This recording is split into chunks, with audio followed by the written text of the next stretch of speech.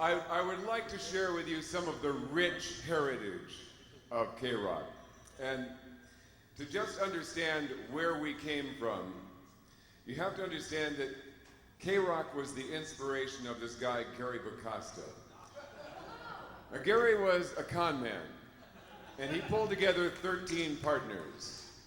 Now, 13 partners built this AM radio station in Burbank. And at the time that Jimmy Rabbit and I were brought in, the partners with money had decided that they'd spent enough. So in the dead of night, they came in and they fired the half that didn't have the money, including Gary Bacasta, including Jimmy Rabbit and me. So now this is like a mafia thing. Half of them are in, half of them are out. Gary, not to be undone, gathers together the forces and in the dead of night goes in and takes over the station, throwing out everybody who had taken over in the previous coup and getting them out, bringing Jimmy and I back in. Now, we had been holed up at Universal for 3 days drinking and using heavy drugs. Now, we come back and there are veiled threats of death. So a large policeman would walk us to the car with a 12-gauge shotgun every night. Hot on the heels of this, we got the FM station. Now all of a sudden we have KPPC, which is going to become KROQ. And Gary said, go in and make something. So I was hired to create this station, and Gary wanted it to be a top 40 station, like the AM station. I said, no, hey, come on, it's 1974. Let's do a station that's all cutting edge rock all the time. High energy, in your face. So we went in and I signed on the station over at 99 South Chester. And there we were. And Don was there. And we did all this crazy stuff, and it took off like a rocket. However, no one could get paid. Little problem. So now as the ratings went from literally zero, because the AM station had no ratings. I mean, because you couldn't hear it. Simple. So we went, and the graph went like this. And all of a sudden, KROQ was a major player in 6 months. However, none of us were being paid. And the car that I was wooed into KROQ, this Porsche that they gave me, was pulled out of my driveway in the dead of night by 2 brooding Chinamen. So now I'm getting a ride from Topanga to Pasadena every day with the music librarian who was driving a Volkswagen. And he would pick me up and he would bring me home at the end of the day. So this went on for months as people lived on credit cards by going to 7-Eleven. And finally we couldn't take it anymore and I quit. And everybody quit, and the station went off the air for a year and a half or a couple of years. And then it came back with the second arc, which is when Darrell came in and the next wave of people came in, and I came back to do consulting the station in the late 70s, and it never got better. It was always crazy. Ken Roberts was paying the bills. Ken Roberts managed to make $50 million out of KROQ. And now you have it today, and it has a long and colorful history of some really interesting people, and I'm really happy to be here with all of you who have been a part of this incredible history. It's a great night to be together. Thanks.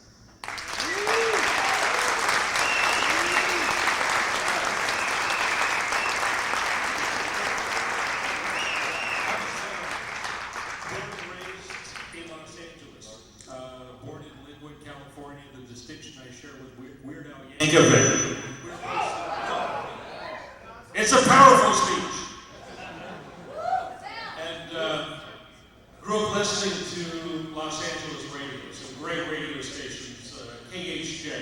1965, 66, 67. Great radio people on the air. Shadoe being one of them, matter of fact, at KHJ, during the Boss Radio Bill Drake era. And about the middle of high school, KROQ came on for me in 1972. I graduated in 74. And a lot of the people that I grew up listening to, I decided quite early that I was going to have a career in radio. And a lot of the people I grew up listening to, my radio heroes, are sitting in this room here tonight. And it's just a proud moment for me to be surrounded with some of the people I grew up listening to, and then being able to work with some of these folks was one of the greatest experiences of my life. I'd like to, at this point, introduce to you, actually the man that gave me the name, the insane Darrell Wayne. We were at the radio station one afternoon, and Stephen Clean was doing the afternoon radio show. That was before we moved to the main control room. We were still over the corner of the building that sort of became my office. And Stephen Clean was on, and Frazer came in and said, if he's the obscene Stephen Clean, you must be the insane Darrell Wayne. Good. Sort of stuck after that. Frazer.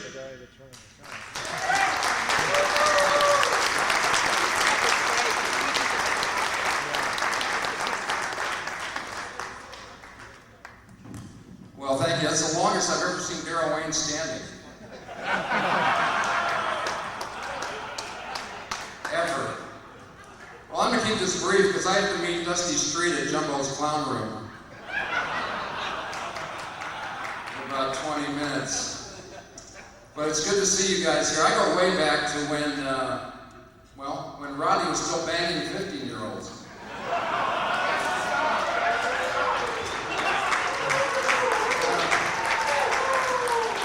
And that was last week. Okay?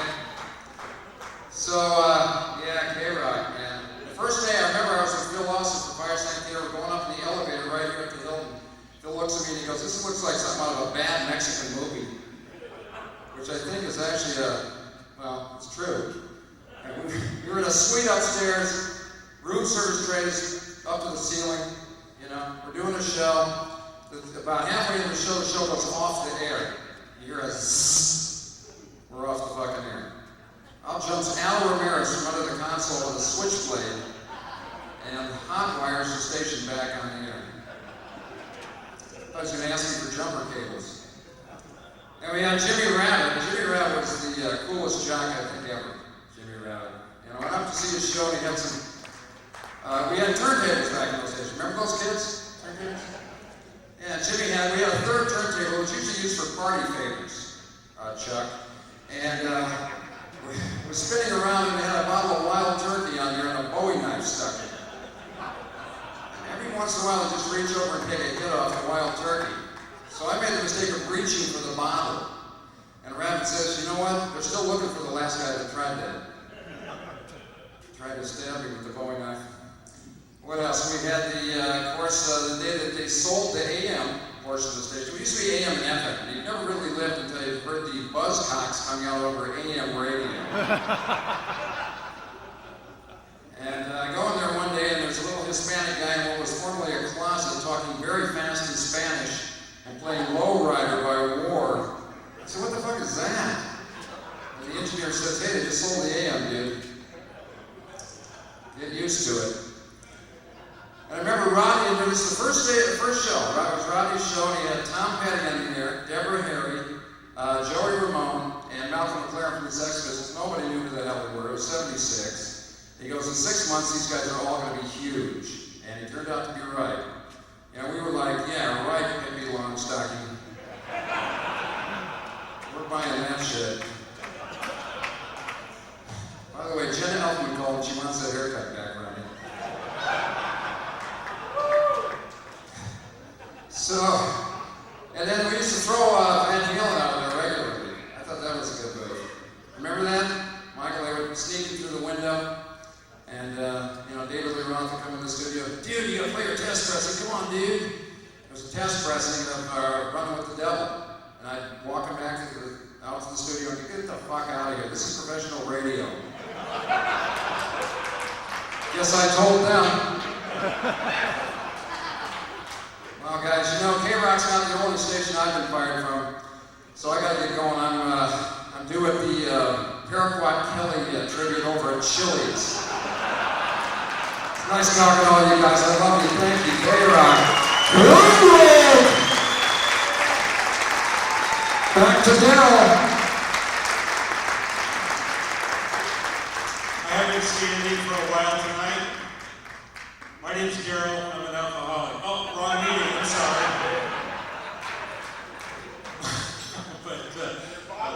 I think it's nice that there is a lot of sobriety in this room because I know a lot of money changed hands when I turned 30, matter of fact. By the grace of God. Dusty Street got mentioned a few minutes ago, and Dusty would have loved to have been here with us tonight. She's in Las Vegas, and she wanted to wish everyone well. She's having surgery, back surgery, on the 7th of August, and can't get around too well. But knowing Dusty, she can use the telephone.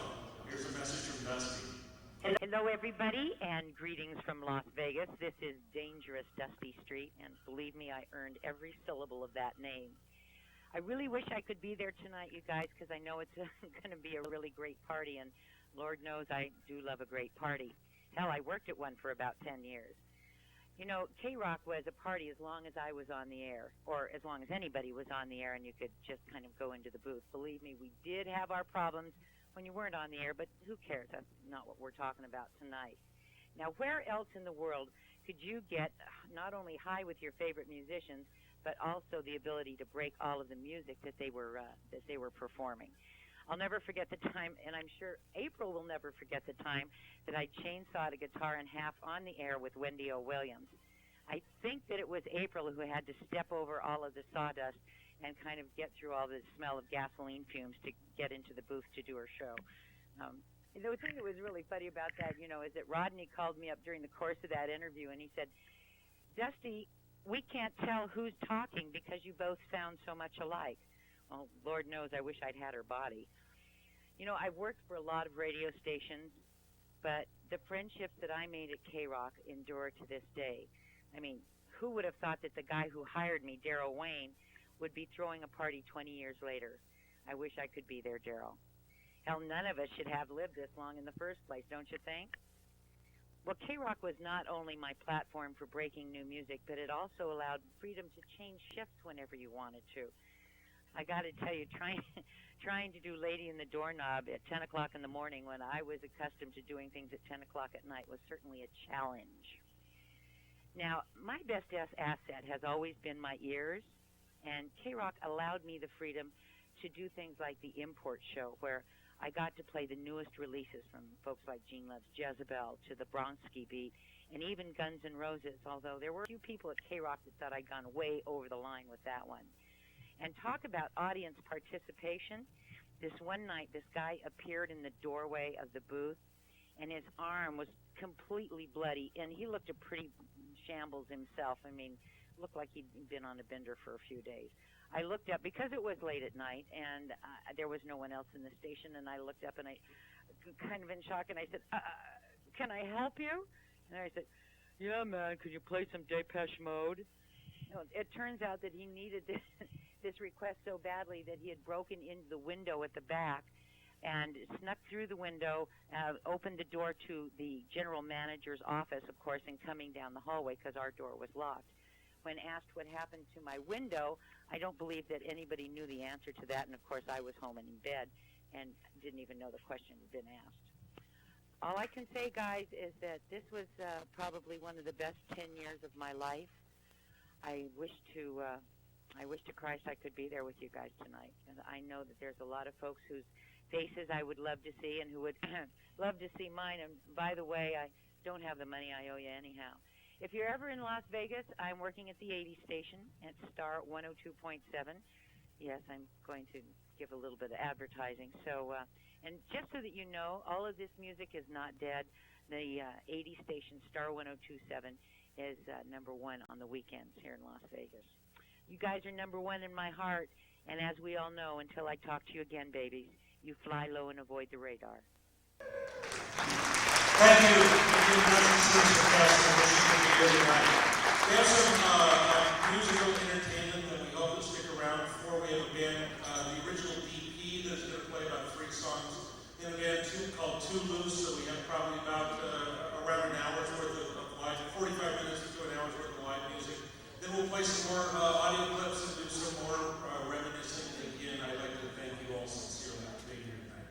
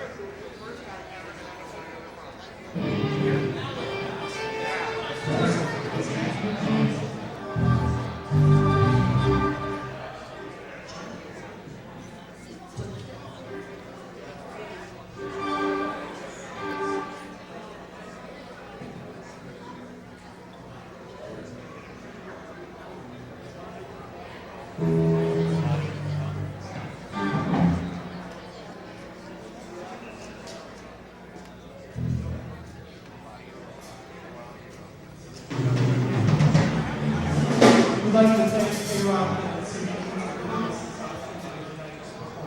we're going to try to show you the original theme.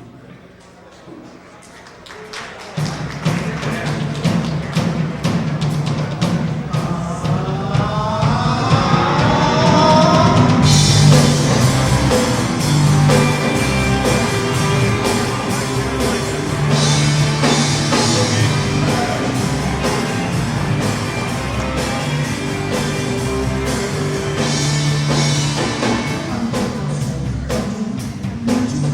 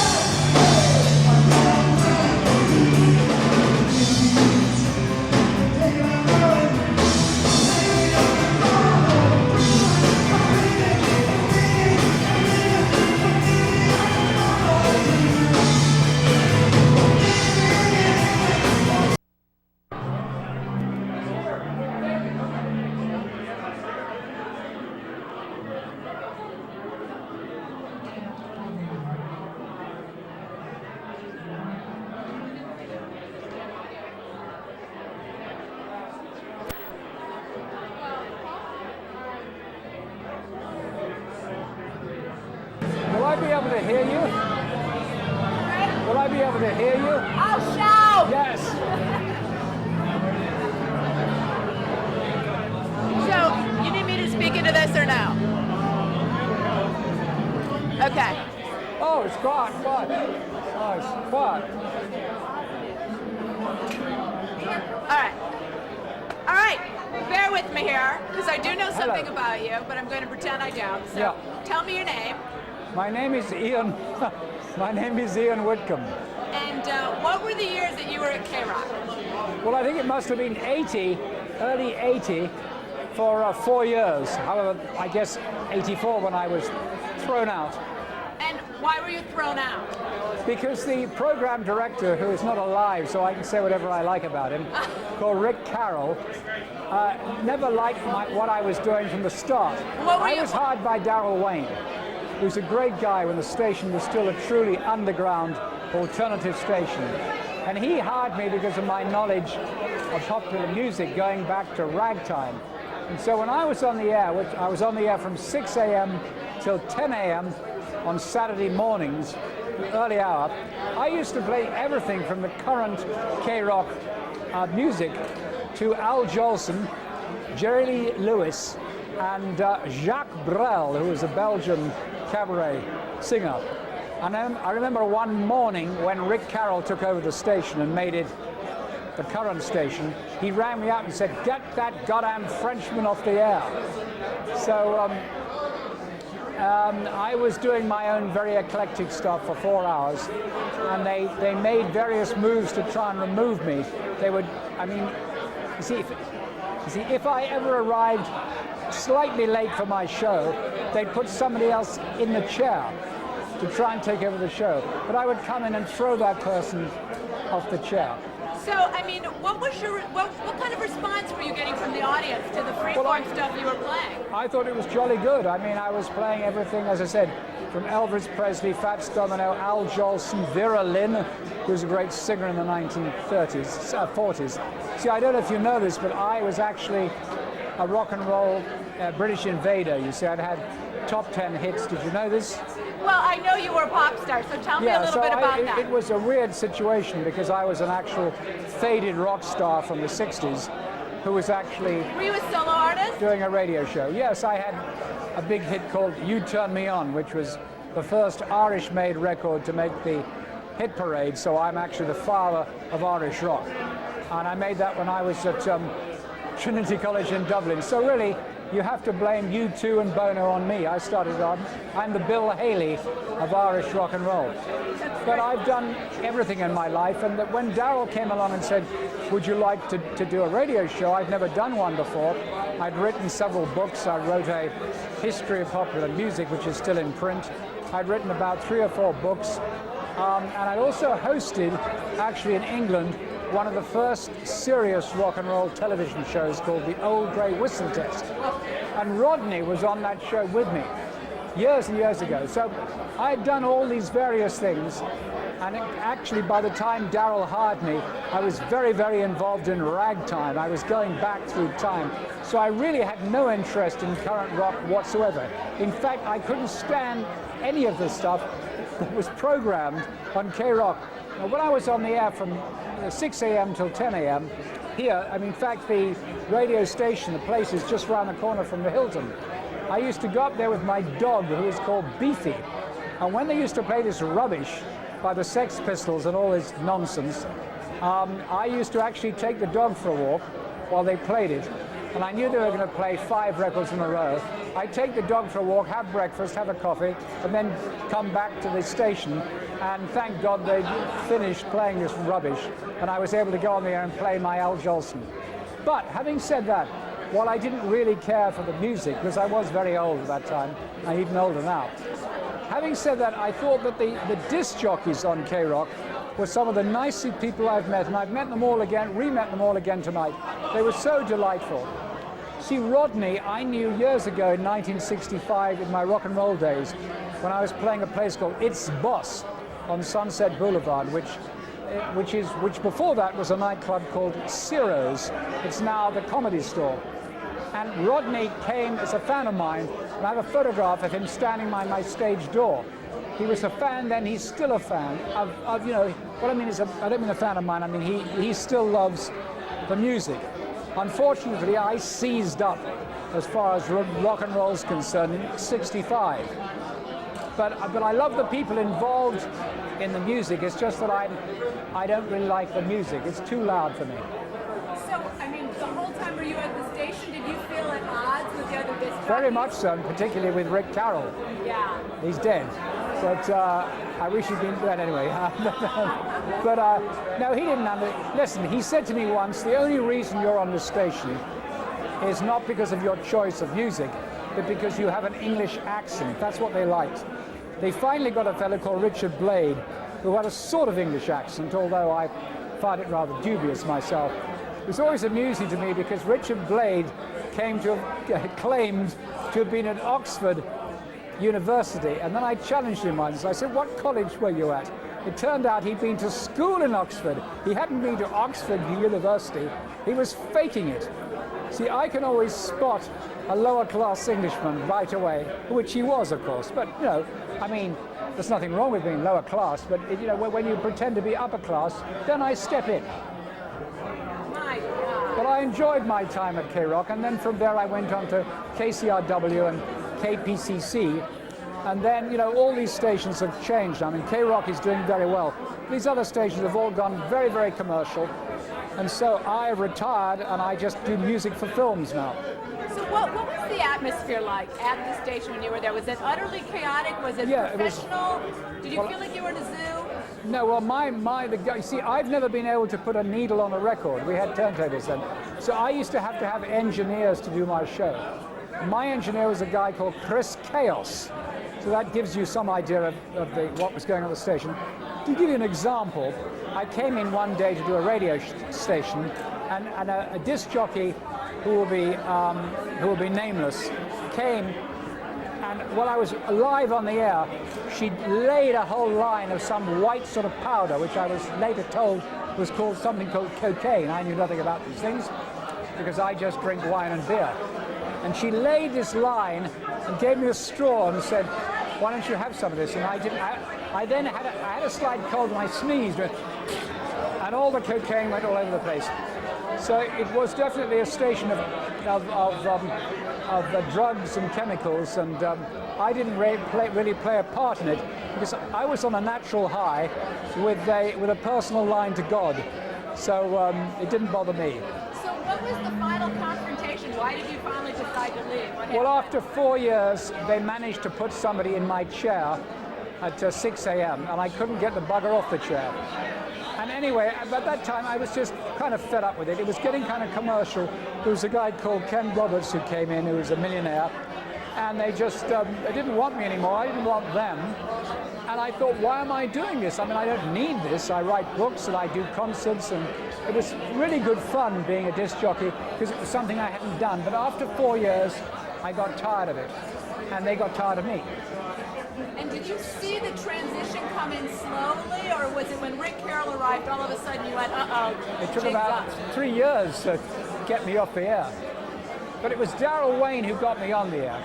You see, I was playing at the Ice House, that famous place which is now a comedy place, but I was doing my act there in '79, and Darrell came and saw me there and said, would I like to come on the show there, on the air? And that was, you know, I see, I've never done this as a profession.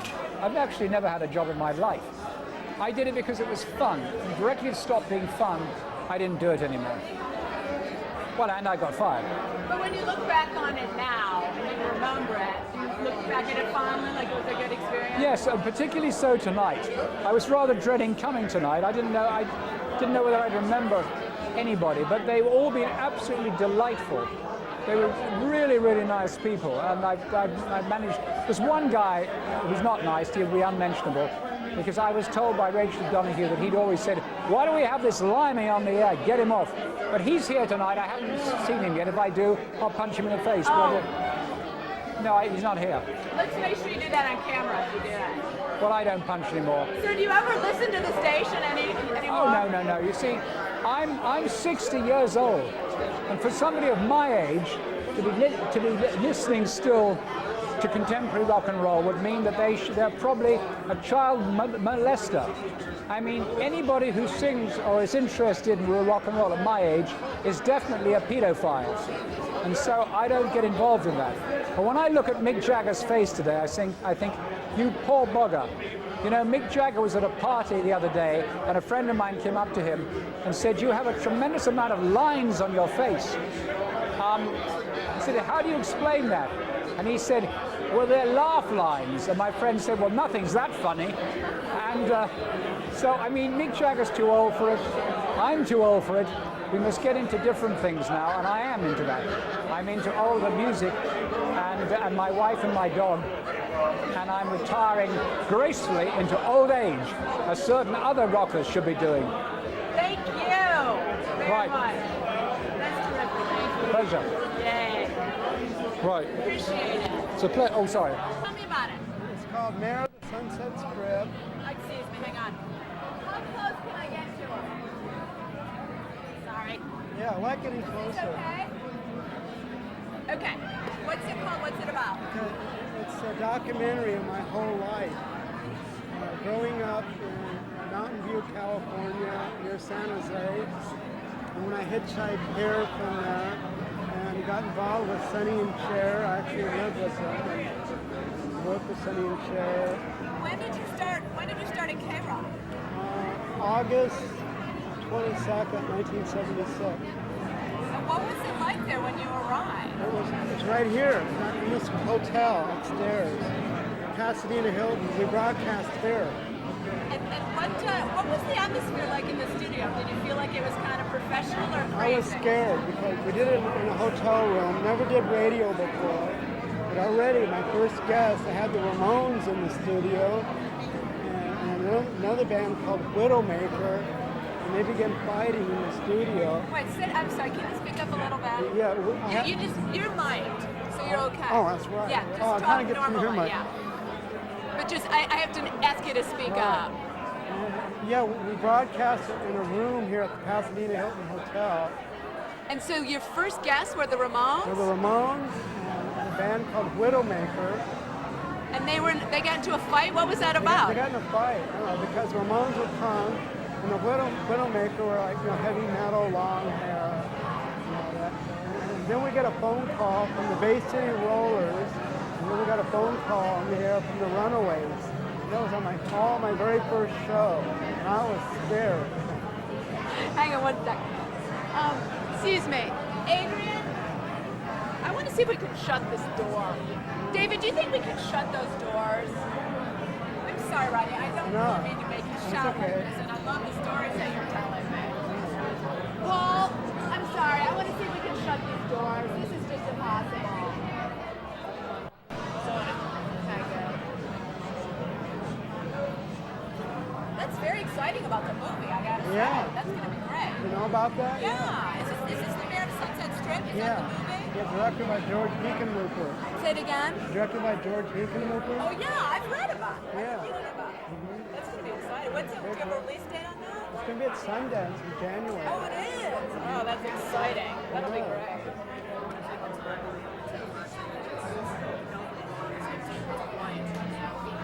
All right, maybe we'll set up there afterward, but I don't want to make Rodney move. I talked to Darrell. Huh? I talked to Darrell. Is he gonna shut the doors? Maybe we can go in here. Can we move?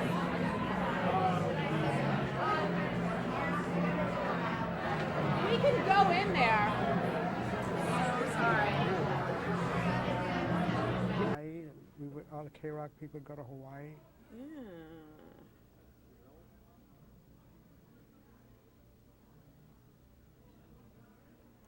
Now they stopped playing. Figures. It's still loud as hell out there. Yeah.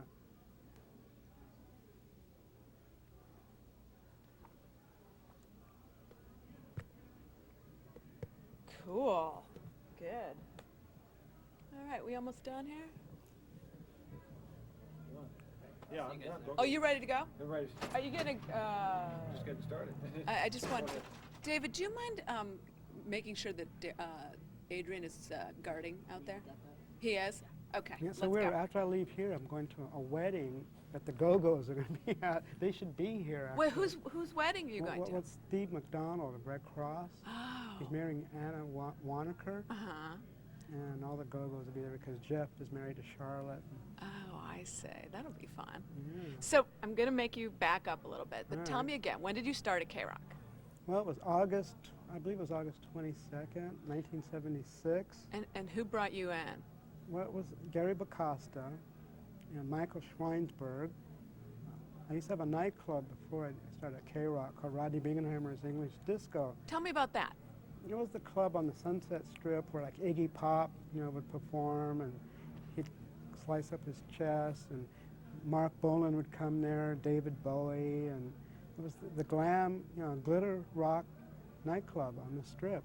Girls in platforms and guys looking like pop stars, and so Gary Bacosta used to go there, and he was doing a club down the street called the Hullabaloo. And he liked what I had going on in my club, so when he started at KROQ, he got that going. He asked me to come and do a show, so I did it right here at the Pasadena Hilton. This is where they broadcast. This is the second wave of KROQ, and they broadcast at a hotel room upstairs. That is so crazy. And did you start Rodney on the Rock right away? Yeah, right away. They asked me, what do you want to call your show? And I said, well, it's KROQ, Rodney on the Rock. So how many years now has Rodney on the Rock been on the air? 25 years. Wow.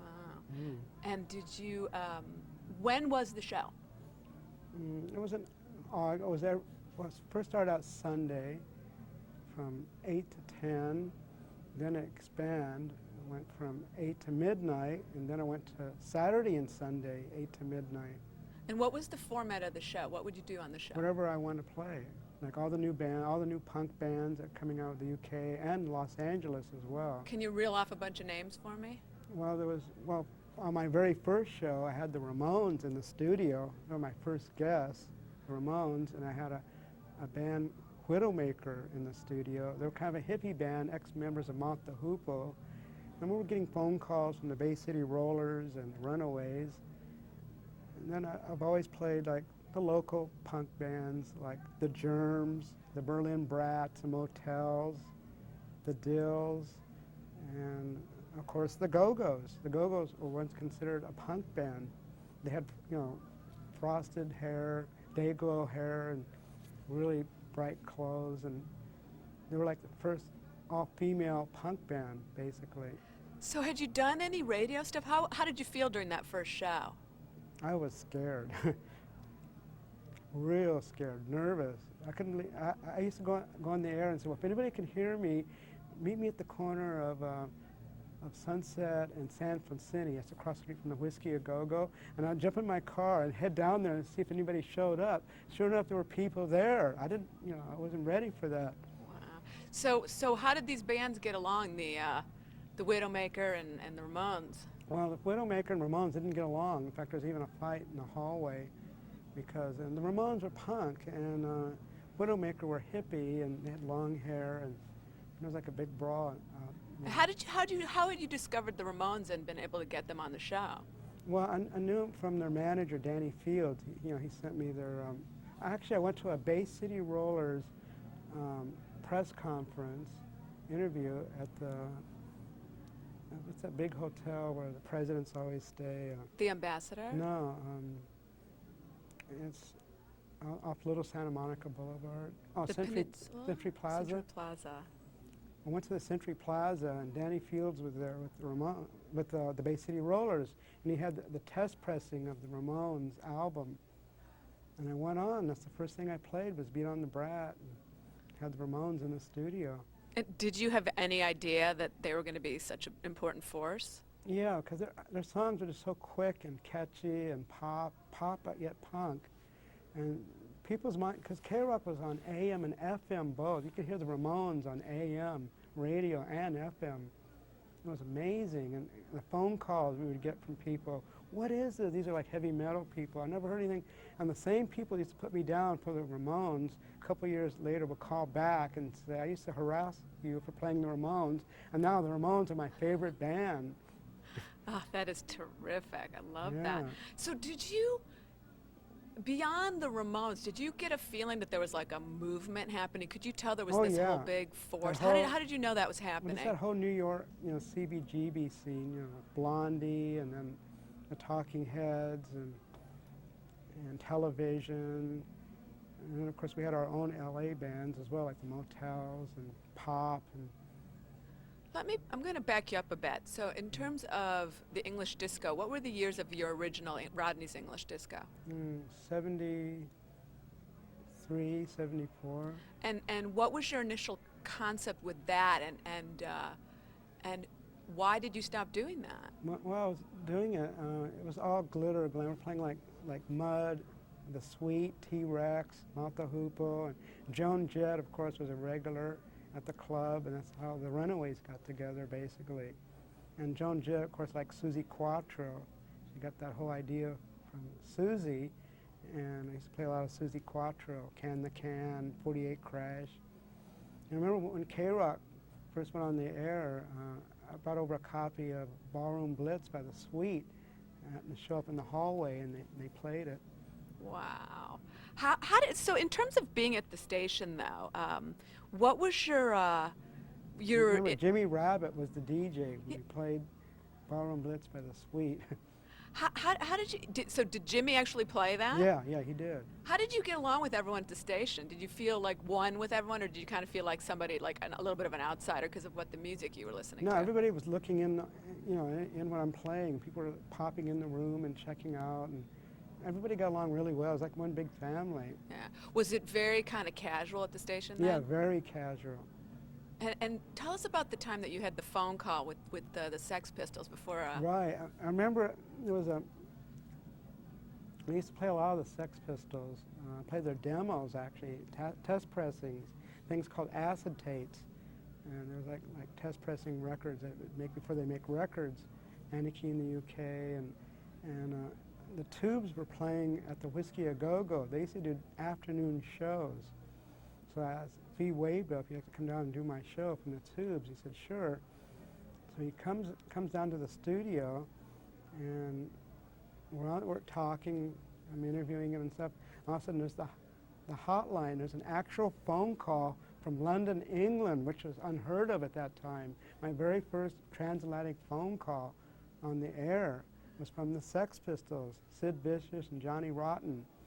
And it went on for about 20, 30 minutes, and the Sex Pistols had just signed to A&M Records at that time. Of course, they were dropped.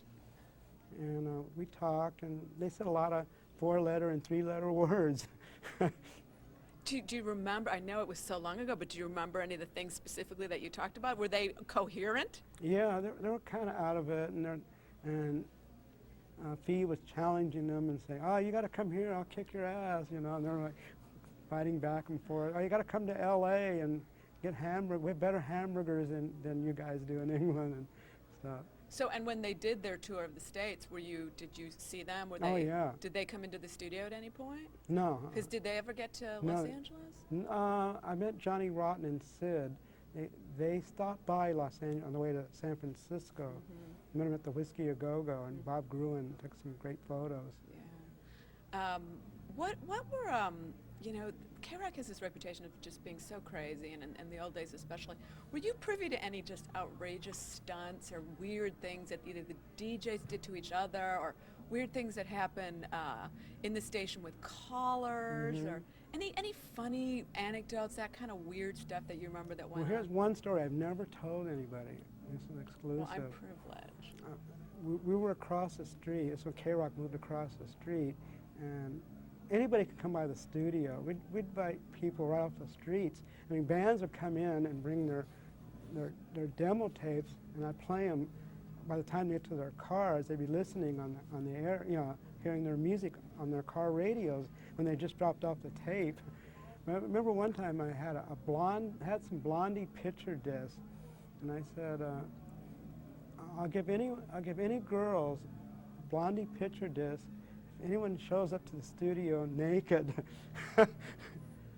So finally there's a knock on the door. Go to the door, and there was a girl, 12 years old, with her mother, thank God, and they were both naked. And they came in, I interviewed them, I go, my God, you know, here, you get the picture of this. So it turns out they were nudists. Oh. I was shocked, I couldn't believe it. Unbelievable. But then KROQ, I'm going to ask April about this. KROQ used to have a thing on their wall called the KROQ Wall of Flesh. And they'd have listeners send naked pictures of themselves. And they had a whole wall of naked people, of all the listeners, naked on the wall in the studio at KROQ. So good. And what about, I mean, were people drinking? Were they doing drugs? Were they having sex in the studio? Was it really? No, not really. You had to go to the bathroom for the sex. When we had Duran Duran in the studio, I interviewed Duran Duran, and I had there was a girl sitting on my lap with no top on while I'm interviewing Duran Duran. She was 18. Of course. I mean, did the listeners know? Duran Duran were like, hey, Wanda. Whoop, I said her name. Okay. What are some of the other bands that are, I mean, you are generally credited with breaking a lot of bands in the U.S., of being the first person to play a lot of bands. And I know we've already talked about some of them, but can you list some other ones, perhaps, that you were one of the first people to play? Some other. Well, Van Halen. Tell me about your relationship with Van Halen. Well, they used to be, they were like one of the local bands. They were playing at Gazzari's a lot. And I said, well, why don't I book them over to the Star? I got them booked in the Starwood, and I got Paul Stanley and Gene Simmons from KISS to come down and check out Van Halen. And they liked Van Halen, and they actually flew them to New York City and cut demos. And then David Lee Roth came in the studio with the demo of Running with the Devil, produced by Gene Simmons and Paul Stanley of KISS. This was before it was on the album, which Ted Templeman produced. But this was the one that KISS produced, them doing Running with the Devil. And they're always in the studio hanging out in the hallway, and I had the Runaways on. And of course, David Lee would show up in the middle of an interview I'm doing with the Runaways. Oh, my God. How did they all get along? Oh, they got along really good, yeah. So you were really there for the collision of a lot of these different styles of music. And then Tom Petty and the Heartbreakers in the studio. Have them on, and you have so Blondie, many times Blondie, Susie and the Banshees. What do you think is your favorite memory? I know it's been 25 years, but what is your favorite memory, the best thing that happened with Rodney on the Rock for you? Well, the times that KROQ used to do these trips, they would go to Hawaii and London. We went to Hawaii twice and London twice. And they'd take all the DJs on these trips, and then they had to stop them because I guess in Hawaii we took listeners too, and listeners would throw things out the hotel windows, and The listeners are worse than the rock stars. Yeah. So what, do you remember any particular things that happened on those trips? Any really fun outings you guys Well, we're had? just talking about, I was invited to a recording session for Duran Duran, and they were doing the song Wild Boys, and there were some girls in the hallway at the hotel, and I said, why not? So I just grabbed a whole handful of girls and stuck them in the taxi. I didn't tell them where we were going. I said, oh, we're going to this private nightclub. And we're in the taxi, and we go to the recording studio, and they didn't have no idea where they were going. And I go, well, we're going in here, and it's boom, open the door, and boom, there's all of Duran Duran. And it just so happened these girls were big Duranis, they were Duran fans. But I was just finding out just recently that there's a lot of girls that didn't get to go because they weren't around at that time. They were really mad and they're kind of jealous that they didn't get to go. That's outrageous. And then, while we're at this with Duran Duran, after the recording session, Duran Duran gave us these passes for a party. We went to a party and Mick Jagger was there and all these pop stars were there. And these girls, I couldn't believe it. There was about 6 girls that went with me. I mean, the flip side of that question is, what were some of the low points? What were some of the bad things that ever either happened to you on air, either somebody screwed up and made a mistake, or somebody got embarrassed, or well, the worst thing, a lot of the DJ, we didn't get paid a lot. So tell me what that was all about. When was that happening and why? Well, when I first started my show, nobody got paid. It was a freebie. I even ended up hitchhiking to the studio here at this hotel with all my records with me, doing the show. I didn't get paid. And when we finally got paid, I remember I'd be drag racing. I'd come to the studio, get my check. I'd be drag racing on the freeway with other KROQ DJs, racing to the bank to cash our checks. There'd be Jed in one car and Dusty Street. We'd be racing to the bank in Beverly Hills because sometimes there was nothing in the accounts. So whoever cashed it first got Yeah, paid. yeah. How long did that go on? That went on for a couple years. So now, at some point, did some of the DJs left and you stayed? Tell me about that. I always had high ratings for some reason. I don't know why, but so I ended up staying. You know, they changed my time a few times, but I always remained on Sunday. Yeah, and presumably you were having a good enough time that you had faith that eventually they would pay you. Yeah. Yeah.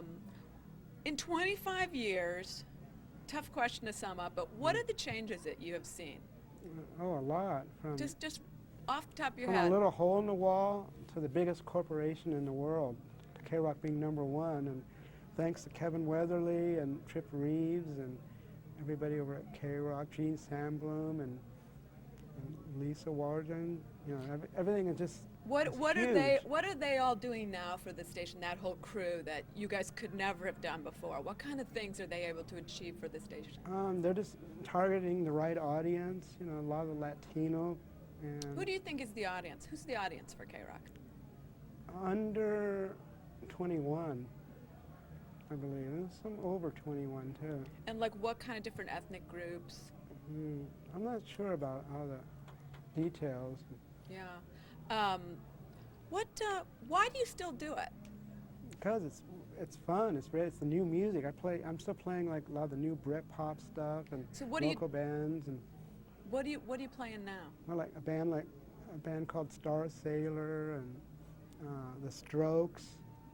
Really cool band, kind of like Iggy and the Velvet Underground. How do you find out about them?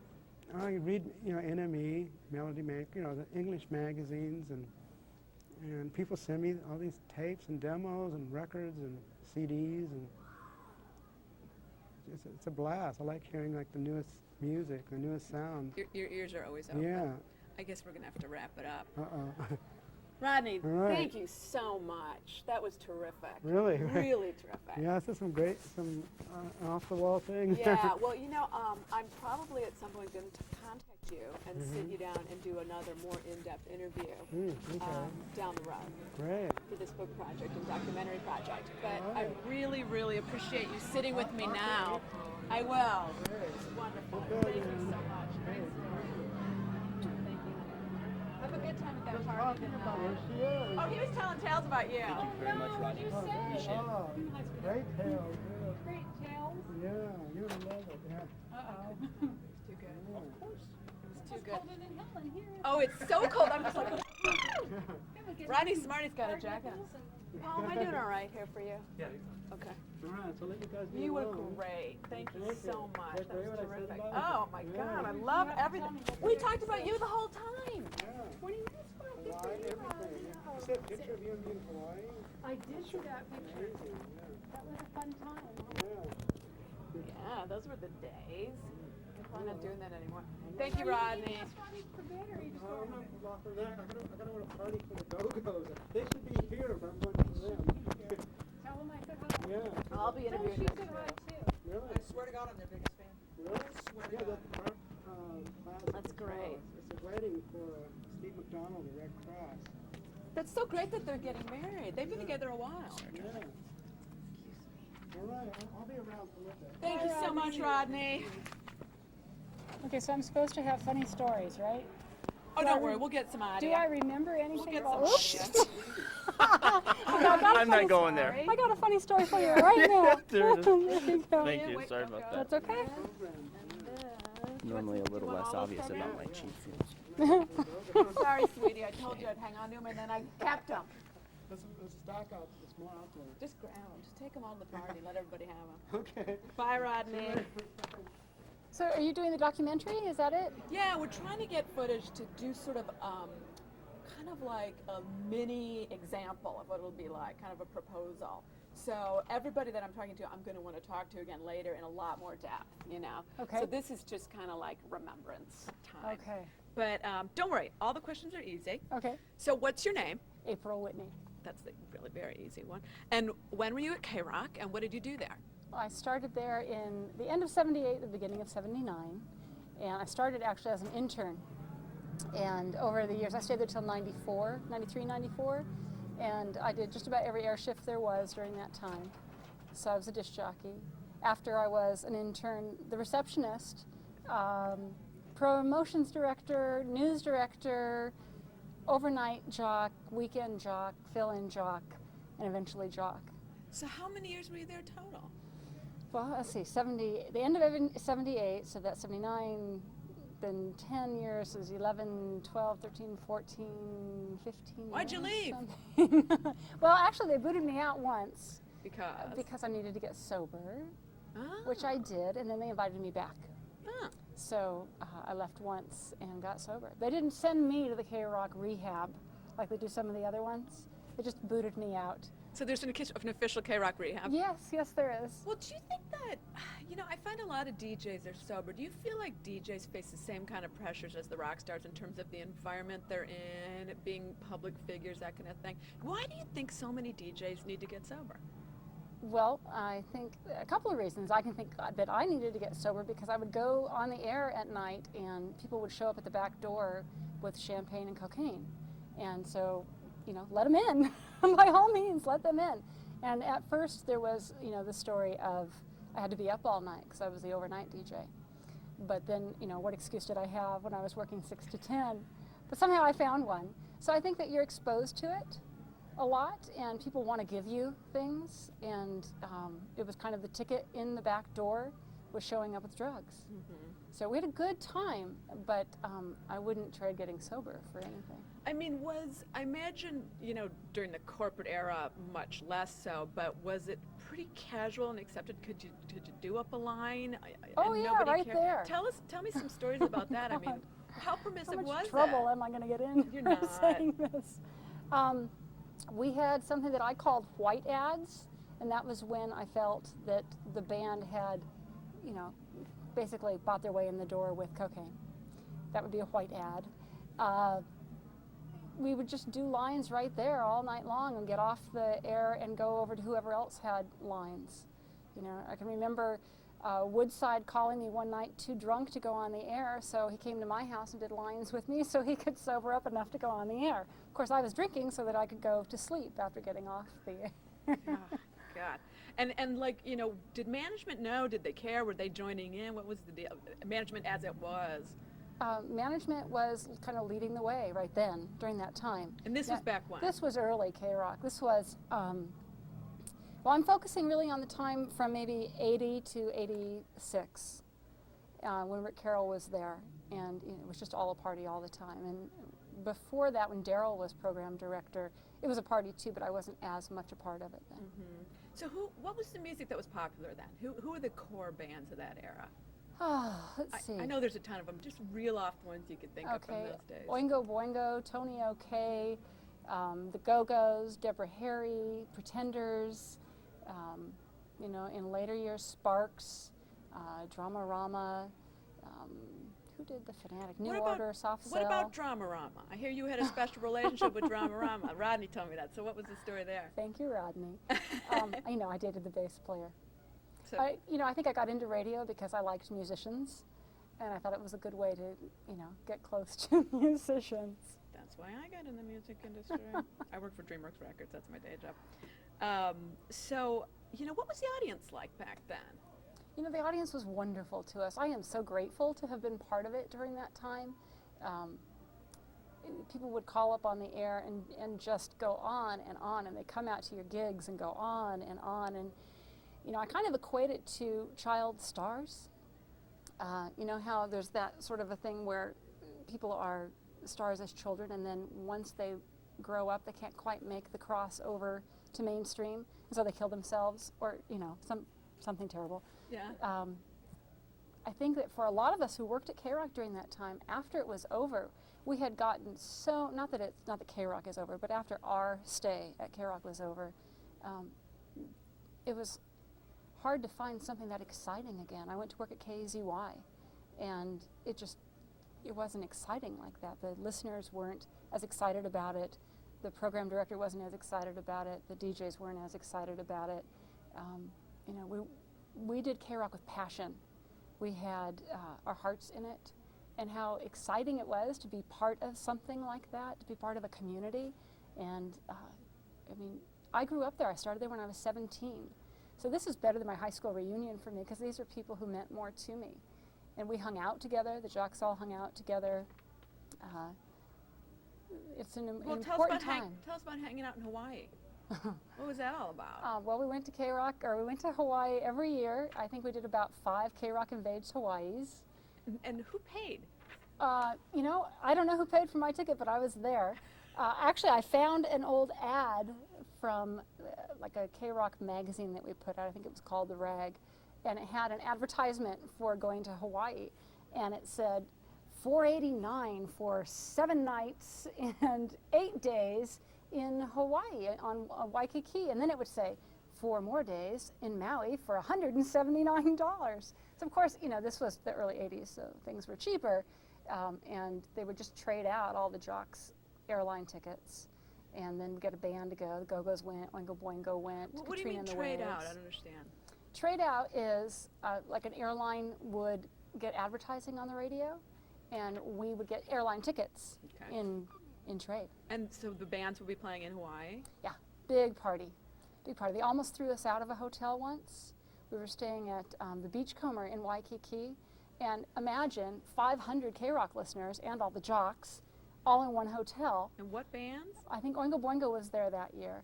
And everyone got out on their balcony and started throwing toilet paper and water and whatever else they had over the side. And the police came and said that KROQ was never invited back to Hawaii. That does sound like a good time there. So what about playing Annette Funicello on the air? I was a very big Annette Funicello fan. Pineapple Princess was kind of my little song that I liked to play. And so what era were you playing that? You know, I think I played that through the entire time I was at KROQ. I got hooked on it kind of early on. And you didn't have any programmer in your face saying, don't play that? No, well, at that time we had Jock's Choice once an hour, so you could play whatever you wanted to play. So for me, it might have been whatever musician I was dating at the time. I would play his song, or some weird, quirky, kind of weird song that I liked to play. It might have been Pineapple Princess. It might have been Captain Sensible, Happy Talk, something weird. Yeah. Elvis Presley. Hank Williams. You know, I'd play very bizarre stuff that you wouldn't normally even hear on KROQ. I have much more boring questions for you after this one, but tell us about this whole Playboy magazine spread.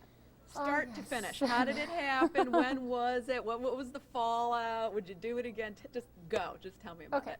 I came into the station one day and went to my mailbox, and there was a Xeroxed copy of Radio and Records newspaper. And Rick Carroll, the program director at the time, had circled this thing, and all it said was, do this, in his handwriting. And I look, Rick Carroll tells me to do something, I jump. I mean, here's the man who let me be on the radio when I was 17 years old. You know, hail to the chief. I would do just about anything. And Playboy was looking for female DJs to do a spread on female DJs. So I figured at the time, with enough Quaaludes, I could do anything. So I followed through on it, and first I had to send in pictures. So I had pictures taken, sent those in, and then they were interested, so I went in and met with the photographer, and they took some more pictures, all of this kind of test pictures. And then I got picked to be the only LA radio disc jockey in the Playboy spread. So that was fun. That was '86. What month? Thank you. March. Sally Field is on the cover. Okay. And what was the response from people in the station, the listeners? You know, I remember Dusty saying to me, "Girlfriend, don't do that. You know, it'll be bad for your career." And I respected Dusty a lot. And when she said don't do something, I took it seriously. Wait, explain who Dusty is? Dusty Street was kind of the mother rock kind of a disc jockey, and she'd been around forever and had lots of history at the station, and I was young. Well, at that time in, what was it, '86, so I was 26. So, and Dusty had all this experience, and I never really felt like I caught up to her amount of experience. I was sort of in awe of her. So when she said don't do it, I seriously thought about it, and then I thought, you know, you only live once, and how often do you get asked to be in Playboy, and I think it'll be fun. So I went and I did it, and they were wonderful, and the listeners were very supportive, and I got a lot of attention over it, and it was a good time. It was a really good time, and yes, I would do it again. That's so great. So tell me, you know, first of all, who were the bands that were coming through the station and who were at the events that you were able to hang out with over there? What were your favorite ones? What are some of your favorite memories of that stuff? One of my favorite memories is being on the air maybe about 10 o'clock at night, and the back door light came on. And I went back there to see who it was, because at that time we didn't have an intercom system, so I had to put a long song on and run to the back. And I opened the door, and there's this girl standing there with kind of blonde hair with green streaks in it, and a nice-looking guy with her, and they had a 45. Remember those little 45s? And they said, "We just cut this record. Would you play it for us?" And you know, people were always giving me tapes and records, and at some point, you know, you just kind of hand it to Rick because it got overwhelming. And I looked down, and it said "Missing Persons," and I got talking to them and invited them into the station. Of course, this was their first record they'd ever done. So I said, well, let's listen to it, because I had a Jock's Choice coming up, and I listened to it, and I thought, well, that's a pretty decent record, and they seem like nice people. So I played their record for them. What was the song? I want to say it was Walking in L.A. Mental Hopscotch. Yeah, that was the first one. Yeah, I have to do a little mental hopscotch to remember. Wow, so that is really That wonderful. was fun. What about outrageous stunts that even you still cannot believe that went on? That at I did some or point? somebody else Well, did? if you feel like telling what you did, tell. But you know, usually it's easier to tell on other people. So let's whatever that you look back and you still go, I cannot believe that went on. You know, all of it. I can't even say that some of it stands out more than others of it. I remember, you know, every last disc jockey being too high at some point to do their radio show, and you know, looking back on it now, I'm sure we're all embarrassed about that, but at the time it seemed very funny. You know, who could get there fast enough to get Darrell sober enough to get on for the morning shift? And so we lived like that a lot. We lived like that a lot, and I'm sure I could think of something else wild. But I mean, I don't mean to put you on the spot, because my next question, interestingly, the answer. Thank you, Dave. The next question, the answer may be the same, which was, what do you remember as the lowest point? I mean, what was the point where you were like, I don't, not about yourself so much, something related to the station, like maybe I don't want to be doing this, or just like, did you screw up on the air? Did somebody embarrass you? Was there just some crappy moment that sticks out in your remember, head? it wasn't really a crappy moment. Oh. Okay, Your wisdom teeth extracted or something? yeah. All right, so what do we got here? Your back, the dentist, and what was the other Well, one? I would probably leave the dentist out. Okay, leave the dentist down. Okay, yeah. What would it do? Okay, the hysterectomy was good. The hysterectomy is good. The broken back is good. And there was one other one. Oh, the fire. The fire? The fire. Yeah, I don't know the Yeah. Wait. Oh, golly. Sounds Oh, exciting. and Dusty. There's one on Dusty, too. Sorry. You guys all right? No, this door sticks. Oh, God. Well, next time I'll know to get up faster. Are we okay on time? Are you okay on I'm time? fine. Okay. We got a couple more juicy ones, and then we'll be done, okay? Is that cool? Are you next? Do you want to sit in? Yeah, there's nothing I can say that's as exciting as what this man will Well, say. you're doing pretty good. Have a seat. Okay. Here, I'll grab. He's got a piano there. Oh, it's just freezing in here. So you okay, Paul? Great. And you're okay, April? I'm good. Okay, good. So now, when you look back at your KROQ career, I'm sure there were points where you go, God, that was a hard time. Yeah. And how did you, tell me about this fire, first of all. Okay, What's well, that that's more story? of a stunt than a hard time. Okay, well, tell me That that was first. in the very early days for me at KROQ, so we're talking probably 79, 80. I was the news girl. And the way I got to be the news girl is that I was the receptionist promotions director, and the news director had gotten fired. So there was nobody to do news. Plus, Chuck Randall was on the air, and everybody was scared of him. And up until that Why? point, because at that time he was a scary guy. Was that the Chuck I just met earlier? Is he here? Yeah, you met Chuck earlier. Bald hair? Yeah. He's a little intimidating now. Okay, so I'm sorry, go ahead. Well, he was playing on that a lot of the time. Okay. So they said, would you be willing to go do news on Chuck's shift? And I said, sure, you know, because I had been hitting the program director to put me on the air for a while, every day. When are you going to put me on the air, Rick? When are you going to put me on the air? And so they kind of threw me in with the lion, and I read my little news thing, and he lit my copy on fire. So he lit it at the top, so I started talking faster and faster and faster because my news copy was burning up in front of me. So that was... that was Chuck? That was Chuck, yeah. And why did he do that? Because he's Chuck. And then, let's see, what else did I do? That's a scary stunt. I had a listener call me, and he kept calling and he was a skydiver. And I, you know, was one for trying something new, and he would call me all the time and say, come go skydiving with me. And I had met him a couple times at KROQ functions, and he was a nice enough guy. So one day, for whatever reason, I decided to go with him out to Paris Valley. So I got off the air, and we drove out to Paris Valley, and the next morning I took the class, and by that afternoon I jumped out of the airplane on a Quaalude, I might add, and broke my back when I fell, just because I fell wrong. And so that turned into kind of an ongoing stunt on the air. It was good for press. It was terrible for my back, but I got a lot of press around that. What do you mean it was an ongoing stunt for on the air? Well, people were always making fun of the fact that I was always getting hurt in my broken back. And you asked about Annette Funicello, and one of the things that she did, I had surgery, and while I was in the hospital, Annette called, and was very sweet, and wished me all the best. And then Jed called and put me on the air. Well, of course, I'm on Demerol in the hospital after surgery, and we talked about my hysterectomy on the air. So, in great detail? In great detail, yes.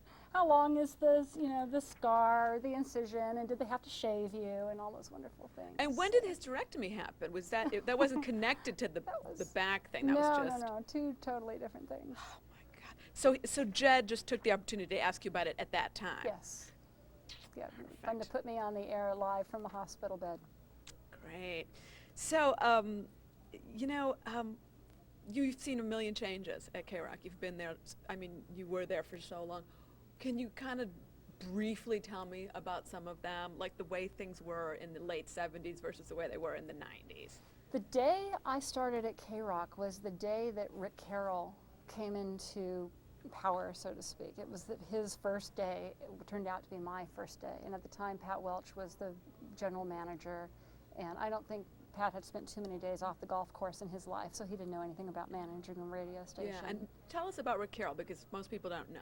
Oh, Rick was the program director who really took KROQ from kind of an underground radio station to, he gave it a top 40 format with all new music.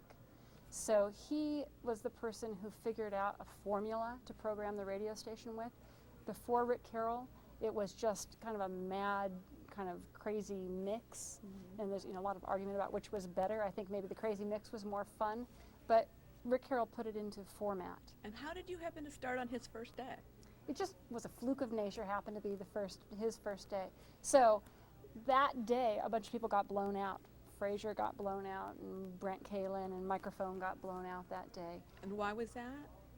You know, I think program directors sometimes just want their own people, and so they let like kind of the old genre go. Okay. And Darrell stayed, but Darrell had been program director up till that point. And so over the years, Rick brought some sort of a format to the radio station. He left us with a jock choice, but to me, that was exciting. What he was doing was exciting. To some of the older KROQ people, they felt that their freedom was being taken away. So I got off the track. You were asking me a question. No, you're right on the track. I'm asking you to tell me how the station changed over the years. How it changed. From the time before he came in, and now you're telling me how it went once he came in, and then over the next, 10 or 15 years, like the difference between the 70s and the 90s. Well, the big change came in 87 or 86, I guess it was 87 when Infinity bought the radio station.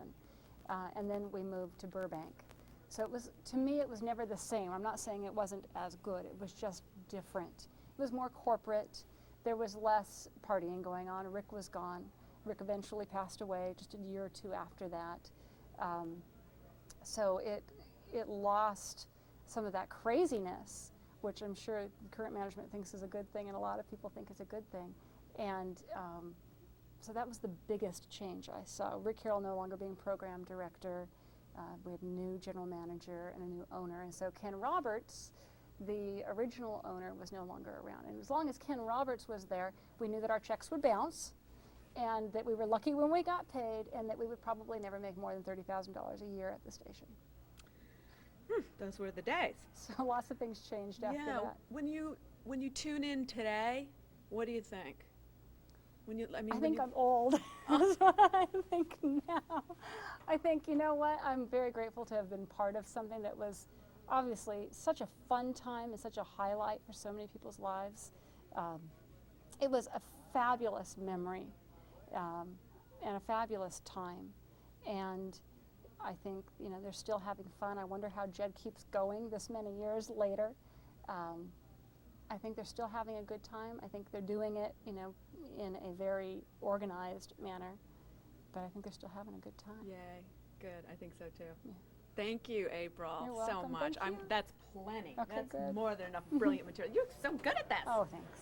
You are really good. I hope I said something that was Oh, like, a you little said interesting. lots of good stuff, honey. Thank you so much.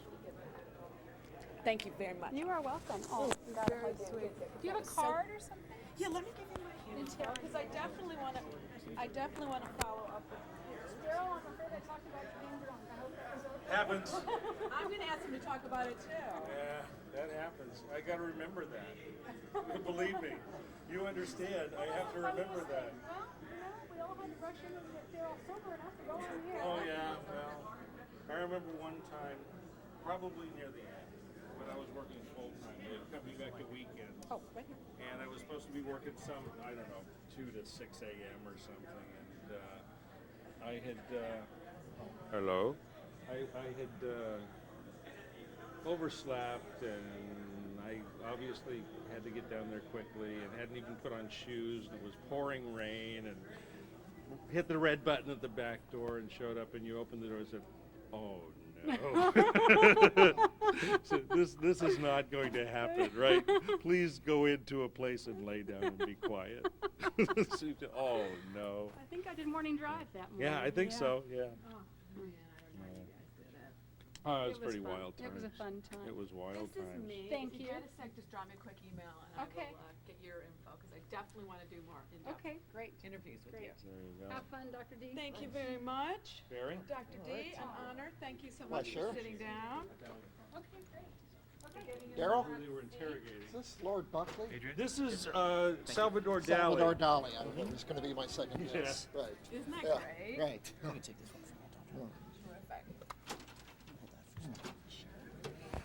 Why are you here? Pardon us, we're going to strap you in here with a Okay. mic. And of course, I'm going to make you repeat some of the brilliant remarks you made earlier, so I hope Okay. that's all right.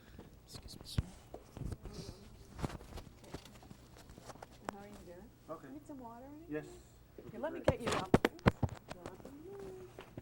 Let me get you some water.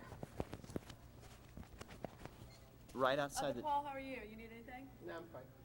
Here, you sit down. I'll do that. You wanna just get me thanks.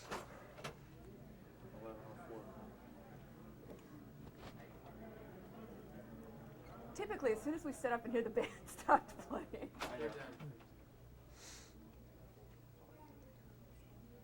And the tree looks great, David. I gotta say, bringing in the tree was a good idea. Yeah, that helped a lot.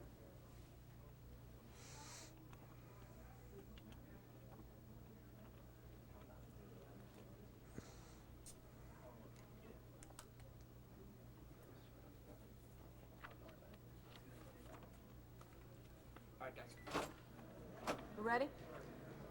Do I look at you or at the camera? Well, you know, technically you have to look at the camera, but that's sometimes kind of hard. Yeah, So okay. I try to keep my face next to the camera. All right, So fine. you just do whatever makes you Okay. comfortable, okay?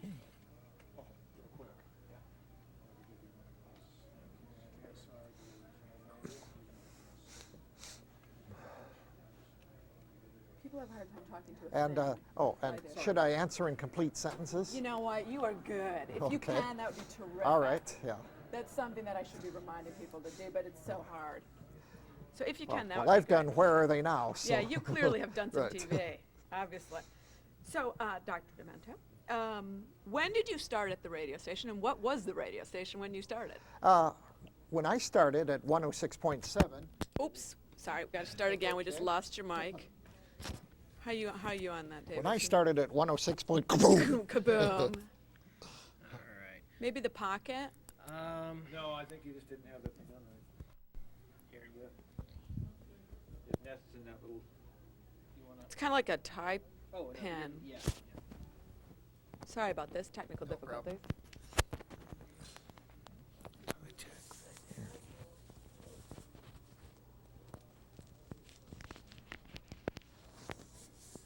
You got metal. How about this dust? Oh my God, everybody's been amazing. This is just a font. Dullest pin I've ever seen. You know, everybody keeps saying this is a book, this is a book. And it's a book. She's beautiful, too, that April. Alrighty. Great. So, what was the radio? When did you start at the radio station, and what was the radio station? When I started on 106.7 FM, it was KPPC. It had been KPPC for a number of years. I came in during the last year of the great free-form progressive era at KPPC. It was October 1970 when I first arrived. I was brought into the station by the obscene Stephen Kleen, who was affiliated with 106.7 on several occasions over the years. He had met me at a party and asked me to bring some of my rare old rock and roll 45s down to the station, which I did with great relish and glee. At that time, I'd done some college radio, and I'd done a brief series on KPFK, the Pacific non-commercial station here in Los Angeles, but I had never done one lick of commercial radio. I was totally green at that. How did he know about you? Stephen Kleen met me at a party. The party was given at the house that mainly belonged to the rock band called Spirit. I Got a Line on You was their big song. You knew Cassidy and Randy, California? Yes. Cassidy, the late Randy, California, Jay Ferguson, Mark Andes, and John Locke. That was Spirit. They were my good buddies, and I shared a house with a couple members of the band. Stephen got invited to one of their parties, and we discovered that we had another mutual friend who wasn't at the party, but we both knew this same guy. So we struck up a relationship. I took Stephen around my record collection, played a few gems for him, and he said, "You got to bring some of these down to the station." So I did, and it became a regular Thursday night thing. Stephen was known for little weekly events. Another one was Bath Time with Bach, which was on Wednesday. And so the Dr. Demento hour was on Thursday.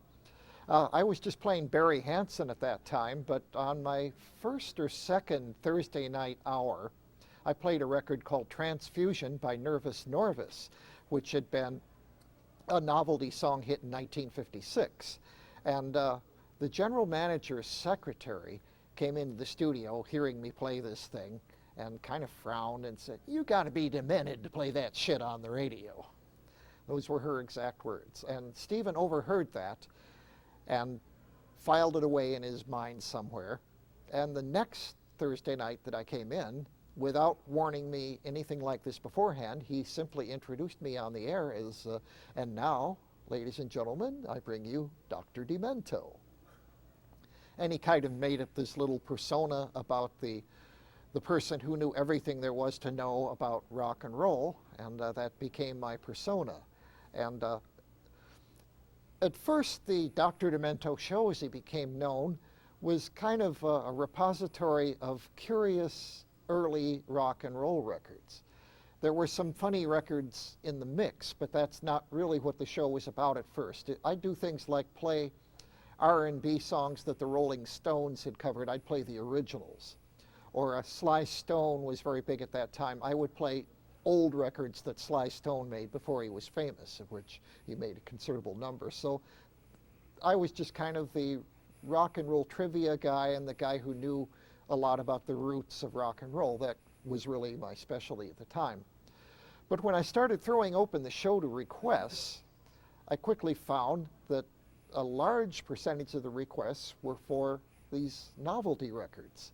Transfusion, the Purple People Eater, the Monster Mash, "They're coming to take me away, ha-ha, to the funny farm," and that sort of thing.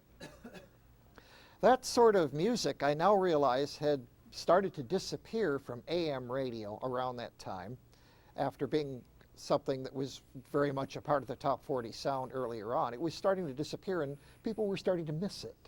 They wanted to hear those funny, loony things again. Rock music in the circa 1970 was becoming very serious. Like the Beatles had gone from I Want to Hold Your Hand to A Day in the Life to Abbey Road, and Pink Floyd was coming on, and bands like that, which are wonderful, but heck, The Dark Side of the Moon is about as serious as a symphony. So my show provided a dose of lighter stuff. Now, this was before the era of crazy, zany morning radio. It hadn't really gotten to be the institution that it is today. So this was the only chance a lot of people had to hear these funny, crazy songs. So that became part of what Dr. Demento did. That's what I became known for. Even during the slightly less than a year I was at KPPC, by the time I, along with the entire staff of KPPC, got fired on October 22nd, 1971, I'd established that persona. And why did everyone get fired at that point? As I heard it, the National Science Network company back east, which owned that station along with a few others, decided that we were getting a little bit out of hand. We were a free-form progressive station. We were starting to make an impact in the ratings. But nobody knew what was going to happen next, which was the excitement about it. The jocks had total free rein to play whatever they pleased as long as it was entertaining and it didn't have too many cuss words in it. But they could and did go from classical music to Jimi Hendrix to some old country tune to jazz. They played a lot of long jazz cuts. It was totally free form.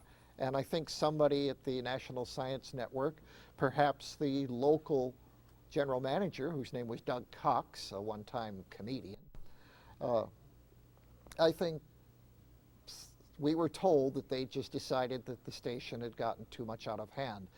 They compiled a list of supposed violations, which was really just very technical things about keeping the log and things like that, the kind of thing that happens at any radio station even today, 10 times a week, and nobody cares. So when did they take over control of the station? Well, on October 22nd, 1971. That's when they came yeah, in? that's when all of us were fired, Right. and they brought in a whole slate of new jocks. Right. And they, for another couple of years, provided a much more sedate version of an FM rock station. But they were in charge of the whole year that you were there. I mean, they were... Yeah, okay. To backtrack a little bit, the program director during the golden era of which I speak was the late Les Carter. And he, under mandate from Tom Donohue, who was based up in San Francisco, put this free-form station together, bringing in a variety of different people, some of whom had had some experience in traditional radio, others of whom had not. But we had this crazy, maniacal, wonderful, joyful radio station for a period of about 3 years, 4 years, 67 to 71, roughly. And tell me about Donohue a little bit. What did you know about him? Well, Tom Donohue was basically the man who thought up this whole idea of having a rock-centered, but not rock-exclusive, progressive radio station that played all this wonderful new music that kids were listening to, but wasn't getting any significant amount of airplay. People like Pink Floyd, people like Jimi Hendrix, and also people like The Who. They would play not just the hit, but all the album cuts. So people get really in-depth exposure to this music. Frank Zappa was another artist that Tom Donohue and his stations basically introduced to the world. Yeah. So what when you would come into the station, what was the atmosphere in the building, in the room there? Freewheeling and joyful. That's the only station I ever worked at where the programming department had veto power over the commercials.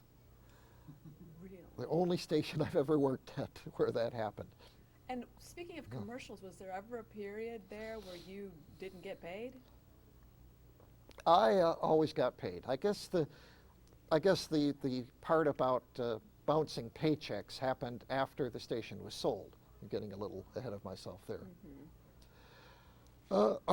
After the firing, the grand immolation or whatever on the implosion, whatever, on October 22nd, 71, National Science Network ran the station for a couple of more years as a more sedate FM rock station without really making much impact.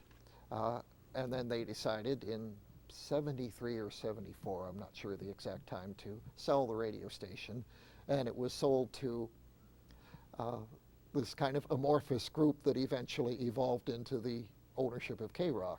Right. And other people can tell you how the station was on the air for a while, and then it was off the air, and then it was back on again, and eventually started to grow. So what did that year do for your career overall? Well, it made my career. I mean, it was the beginning of my career. If it weren't for meeting Stephen Kleen at that party and him making me a regular part of his show on KPPC, to the point at which it started getting a regular phone response and the management was convinced to hire me, I wouldn't have a career if it weren't for that. And when did you become syndicated and get a Well, large... that was, okay, after I got fired in October 71, about 2 months later, myself and roughly half of the old KPPC staff got hired by KMET. KMET was they went on the air in the 67 or 68, about the same time PPC did, but they were a mostly automated station playing rock and roll, but not with the freewheeling glee that KPPC did. But they decided, with all these brilliant people at Liberty, that they wanted to make the station live 24 hours a day, and they wanted to have a piece of the rock pie that was starting to grow. So Metro Media, large corporation that owned the station, hired this group of us people, about 10 of us, including Stephen Kleen and myself. And so we became the nucleus around which the new KMET was built. Yeah. And KMET started to grow, especially after KPPC ceased to be a factor, and became, by the end of the 70s, the most listened to rock station in Los Angeles and one of the most successful stations of any kind in the city. When you look back at your year at KPPC, what was your absolute favorite moment? Oh, I guess when I was hired to do a regular show and started getting paid. Yeah. I mean, there were wonderful moments, I guess, when I asked for requests and all the phones lit up and stayed lit up for the rest of the hour. That was a wonderful moment. Yeah. That was maybe my first wonderful moment. That's great. And then there was a time I was still doing these Thursday nights, and after I finished doing my hour of old 45s, Stephen just said, well, I'm tired. Why don't you just program the station for an hour? Well, I mean, why don't you just program my show? So I picked, more or less contemporary records for an hour. And Stephen's comment was, you program like an angel. That's beautiful. And kind of based on that, this is a little off the track, but the next summer, the summer of 71, before I got fired from PPC, I took a little break from there and went up and did, for a period of 2.5 months, a regular weeknight show on KPPC's sister station, KMPX, up in San Francisco, which was Donohue's original station. By that time, Donohue had left KMPX and taken his act over to KSAN, which is another story. But what was his official title at KPPC, Donohue? I don't know, frankly. Okay. Yeah. In fact, he may have even gone over to KSAN by the time I got there, but I know that he had put the station on the air and brought Les Carter in as the program director. Right. God, this is so great. I didn't get a chance to meet Tom until a couple of years later, after I was established at KMET, which was the sister station of KSAN. Right. So. I think we got enough here. Okay. You're terrific. I well, just have to wind you up and My let you go. throat's getting tired. Yeah, well, that's why I think we should go. But okay. you, boy, you're really good. Well, I don't even need to ask you anything. Thank you so much, sir. I appreciate it. Why, sure. And I will probably be in Whoops, touch. I'm going to bust this contraption yet. All right. Good answer. Oh, go ahead. Yeah, I remember I was a science fiction fan, which is why I came to Los Angeles in the first place to attend the science fiction convention. Oh. And my friend Tree was production director of KMET at the time. And I got into the board out for a few years. And I remember sometime after that I called and requested, did you play the Star Trek cut? And I remember at the time you seemed to gauge your audience and say, well, we're not really playing long cuts by contemporary comic actors. And I had the great satisfaction knowing it was less than 2 years later, it was the #1 thing on your show. So which one was Star Trek? No, the other one, Star Trek, Congress of Wonders. Congress of Wonders. Starting to get Yeah.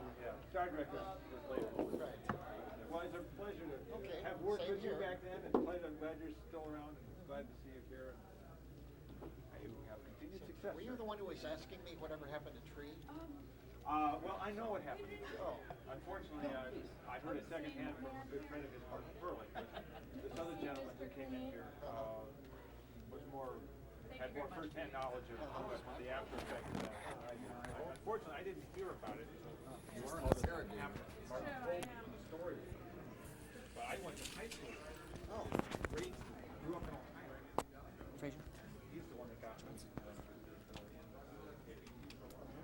Right, I'm going to poke and prod you here a little bit. I'm used to that, believe it or not. He was from Ohio, too. Oh. And, when I met him, he said that he knew Tree. Ah. He was the first one who told me that Tree was gone. What did happen? Oh, you never heard the story? Oh, my gosh. Well, kind of You're going to have to tell him that one later, I'm afraid. It's a sad story. Wild Man Fisher's my favorite. Oh, all right. Yeah, if there's a way we can get in touch with you. I won't say happy to relate it, but I'm willing to relate it because it's somebody It's certainly an interesting story, though, sad. who deserves to be remembered.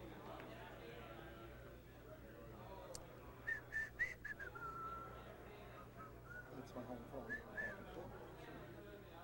Great to see you, buddy. Knock him dead. Okay, man. Whoops, I Great broke to the see you. Thanks stuff. for the CD. And Well, hey, thank you for listening to it. Sure. And let me know what you haven't think. heard it yet, but I'll play it on the way Well, home. I appreciate it. Let me know what you think.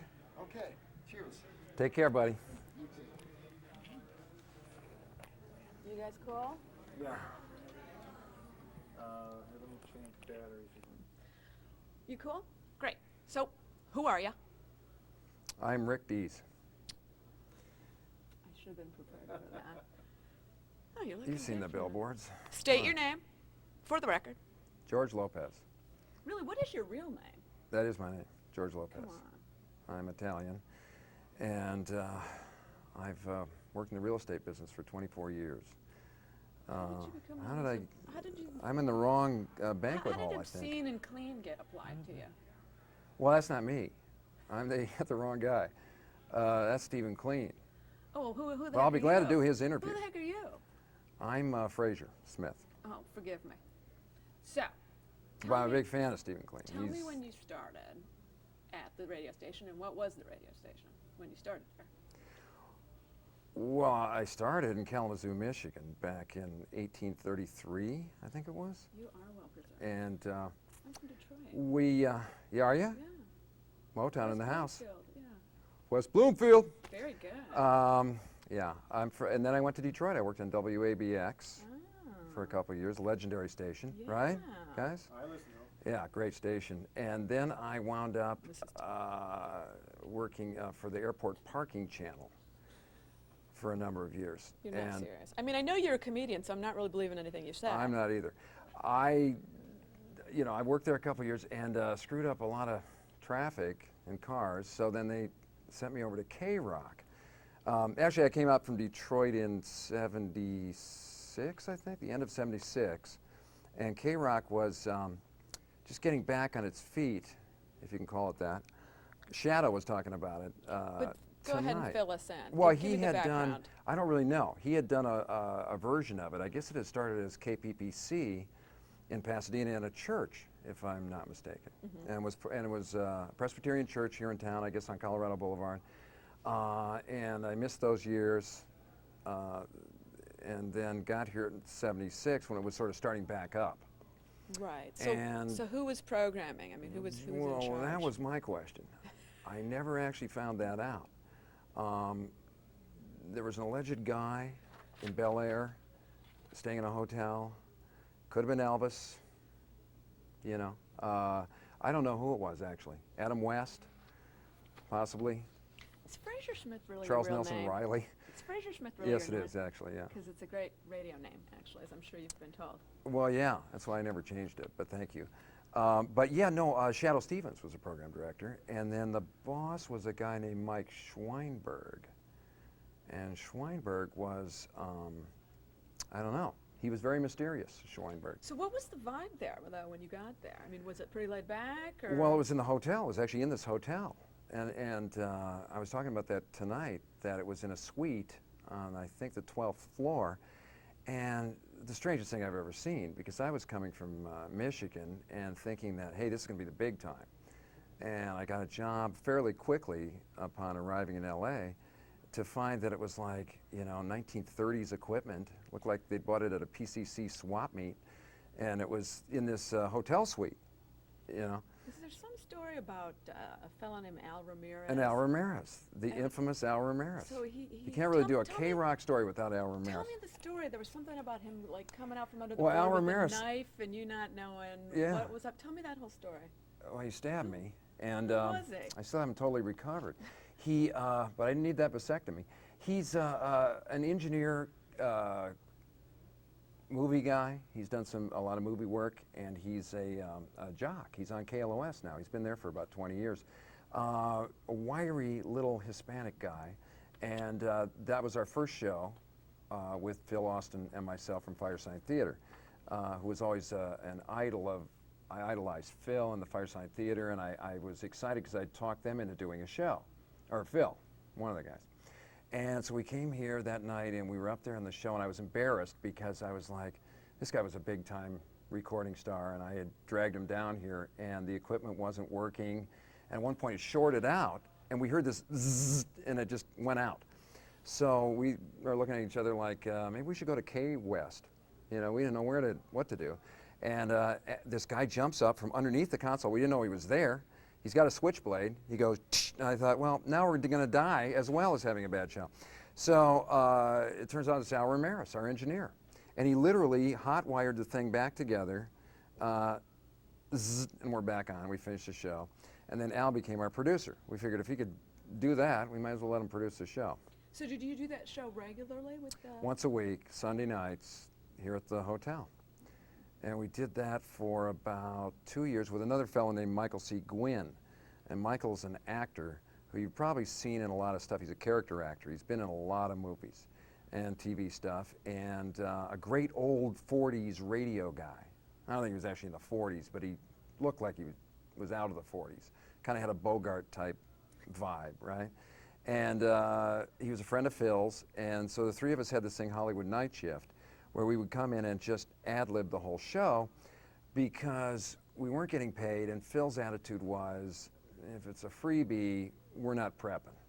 And we had a rule, no prep, you know. Why were you doing it without getting paid in the first place? Well, because in Los Angeles, you do things for different reasons. In Los Angeles, I was new to town, I was 24, 23.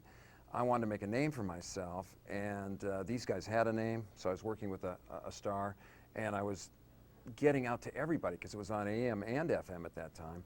So in a very short time, everyone in town knew me. And that was my plan. You know, that I had hoped would translate to money, which it did, you know. And so we were doing that just for the buzz. And it was fun. We would come down here, we would put on sound effect records and just let them track through all the sound effects. You know, they'd have like diesel trains and pneumatic drills and you know, birds and all kinds of weird stuff, and we would just ad-lib to whatever came up. How did you get away with this? There was no management to speak of, so we had a you know, a thing called Train Ride to Hell was our signature piece, and every other week we would have to do that because we would have no material. So we go, okay, let's do the train ride to hell again. This time we're going to go a couple of layers deeper into hell, was our plan. And then we would just let the sound effect record track, and then we had a train sound. And we'd stop at each level of hell and do some kind of crazy until the sound effect wore out. So that was the extent of our prepping, was to bring a sound effect record. Were people calling in? Well, we didn't take calls. We would not take calls. We didn't have time for calls. You know, we were kind of self-centered and elitist. Did you ever spin records? Well, I had as a DJ. That's when I was in Detroit, yeah. But I mean, once you were at... We played music on there, but it was like we played R&B music. You know, we played Shirley and Company was our theme song, a song called Shame, Shame, Shame. Stuff that you wouldn't normally hear on KROQ. We played Coltrane, old, you know, jazz, old R&B, because Michael Gwynn was an expert on R&B and jazz. So we, you know, we did that for a couple of years, and then my buzz started to rise a little bit, so I got a Friday and Saturday night show that I did. And that was right about the same time as punk rock was starting to break. So what year are we talking here now? This is 77, and you know, I had the fortune of coming on before Rodney, and Rodney had you know, all the new punk rockers on there. He had Malcolm McLaren, the manager from the Sex Pistols, and Joey Ramone. I met all those guys the first night I did a show here. No one knew who they were. You know, Tom Petty, Deborah Harry, they were all here on one night. And you know, we were like, yeah, right, Rodney, they're gonna be stars. And you know, 6 months later, they all were huge. So he, you know, Rodney knew what he was talking about. And I always admired him for that. He broke a lot of big artists. You know, Bowie and Zeppelin and The Who and all those guys, all the English bands, Rodney was on to him way before anybody else. And they used to go to his disco, Rodney's English Disco, down on Sunset. And you know, you could go in there and see somebody from Zeppelin. Robert Plant would be sitting in the corner, you know. So Rodney was a big influence musically. And so you were spinning some of that stuff? You know, on my show, I did, yeah. What else yeah. were you playing? Well, I would mix everything into my show. And I think that's probably why I got popular, was because I would throw every kind of music in there. I had, you know, Springsteen was just breaking, so I'd play Springsteen, and I'd play Sex Pistols, and I'd play Buzzcocks, and I'd play Sinatra, and I'd play James Brown. It was just a, you know, hodgepodge. And this was all on the AM as well? Yeah, it was all going over AM, which was really the amazing part of the deal, because it, you know, you just couldn't fathom that going out on AM radio. So, you know, as far as the other people that you worked with besides Rodney, who were some of the nut jobs that were there at the station with you at that time? Besides management? Everyone was a nut job at KROQ. But, you know, lovable nut jobs. And, well, Jed The Fish was a big influence to me, because Jed The Fish really took the ball over where Rodney had left it off and became kind of the guy of the 80s and 90s. He's very knowledgeable musically. He's a producer now of music and a really smart guy. So Jed The Fish was a big influence on me. The Young Marquis, right here, who I was not really, we did not get along, Young Marquis and I. Because I think we had competing comedy shows, but the guy was great. And he, I have to say, was an awesome talent and crazy. You know, I mean, crazy as a loon, but really talented, and had a great show. You know, Shadoe Stevens, the program director, was a big influence, because he was a guy who had been in radio a lot of years and was kind of an old school corporate, potentially a corporate guy, but also had this bent that would go towards creativity, which is so rare in a corporate mindset. And Shadoe, who has done radio since he was 12, was like a huge influence, because he was a great boss. That was our, you know, our guiding light, and we were lucky to have him there. And then all the other jocks at KROQ were cool. I mean, it's sort of just always sort of been the left field entry, you know. In that sense, what was the vibe like in the studio? Well, the vibe was, you know, I was 24 and crazy. I mean, what was going on? Was it? Well, I was on drugs, you know, and thought that I was, you know, Johnny Rotten or Keith Richards or something. I don't know what I thought I was. And at the same time I had this network television bent, because I was always a big Johnny Carson fan, and I did stand-up comedy, and I wanted to be a TV, you know, a Jay Leno kind of guy. So I would somehow mix that with my Johnny Rotten persona. I don't know what the hell I was doing, but you know, it had an impact because of the time. I think it was the time of that kind of music, and everyone was sort of switching over from the old school bands to stuff that just doing his job. I'm just ignoring it. That's I think Space and Scott Mason trying to get in there, I don't wanna smoke a ignore doobie. that. But tell me,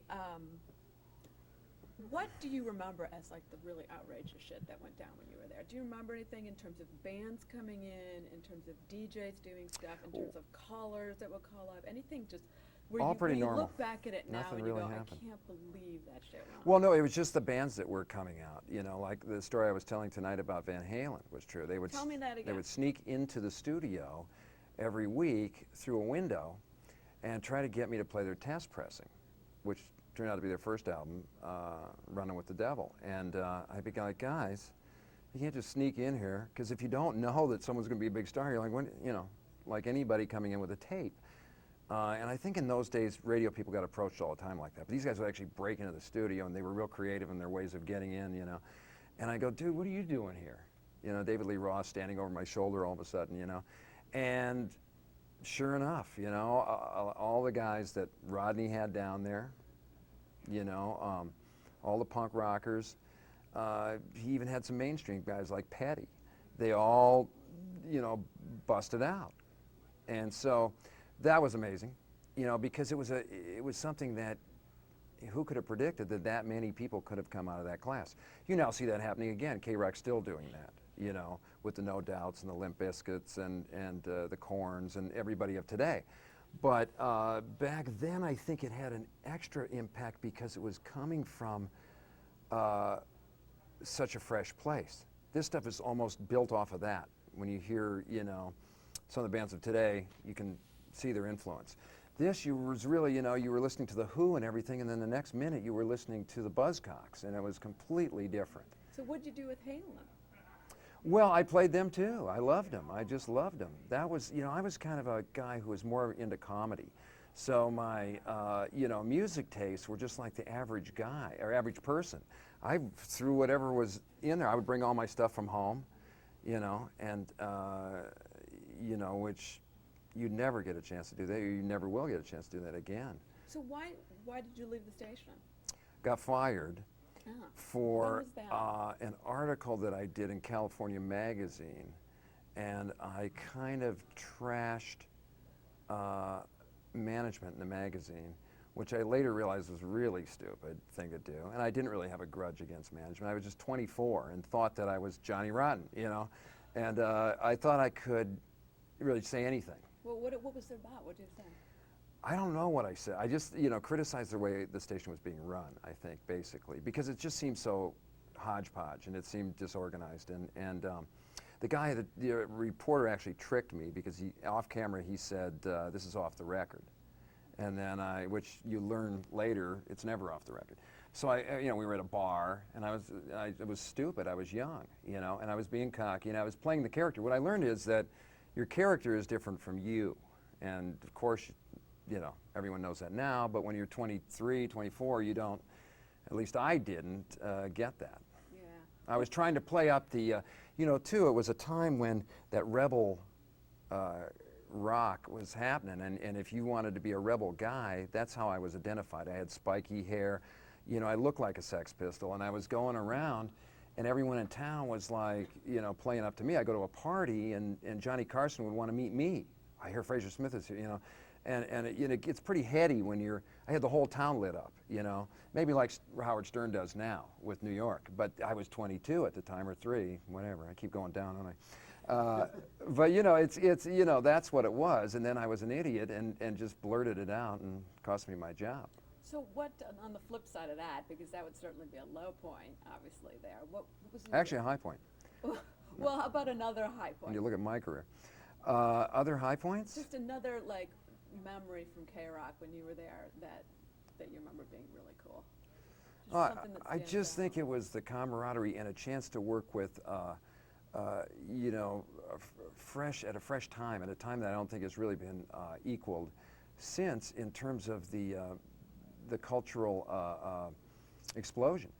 You know, it really, punk rock now, I mean, I love bands like Rancid and Green Day and stuff like that, but they don't have the angst behind it that those bands did then, because you were coming from a space that was fresh and new, and people were rebelling against the old order. So there was that sense of freedom, and also, you know, you won't find that kind of freedom in a station again.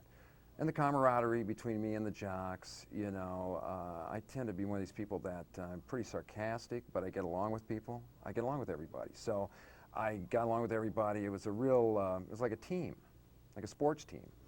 And then, you know, working with, you know, guys like Rodney, who I think were trendsetters, groundbreakers, and Phil Austin from Firesign Theater, who to me was my idol in radio and recording. You know, I was like in the studio, I couldn't even think of what to say, because I'm going, this guy is the man. Yeah, that's awesome. You know, he doesn't get enough credit for being the genius that he is, you know. The cognizant, you know. Yeah, yeah. And then Jed the Fish, the other end of that. Jed came in when he was like, looked like he was 12, you know, and a brilliant kid, and a kid that, you know, I felt like I kind of took under my wing, you know, which I'm doing again now, because now I manage, I still do stand-up comedy, but I manage young stand-up comics now. I'm starting to. And I have that same feeling I had when I started working with Jed. It's like, you know, you're like the older brother type, whatever. So all that was good. Yeah. Right on. I think we gotcha. Okay, nice talking to you. And I'm so sorry that I confused you earlier. Not at all. Not at all. I do know who you are. I just You still remember that tagline you used on your show? Shecky get the Jed? Oh, the one that says the man so... Oh, man so mean, the man so clean. What was it? Had to call me Frazer. Had to call me Frazer, that was it. I stole that from a black radio guy in Michigan. That's awesome. Yeah. Thank you so much. Good That was talking great. to I you. hope I will actually talk to you again, because I want to do more in-depth interviews down the road for the book. You need a number? Anything? Yeah. Thank you.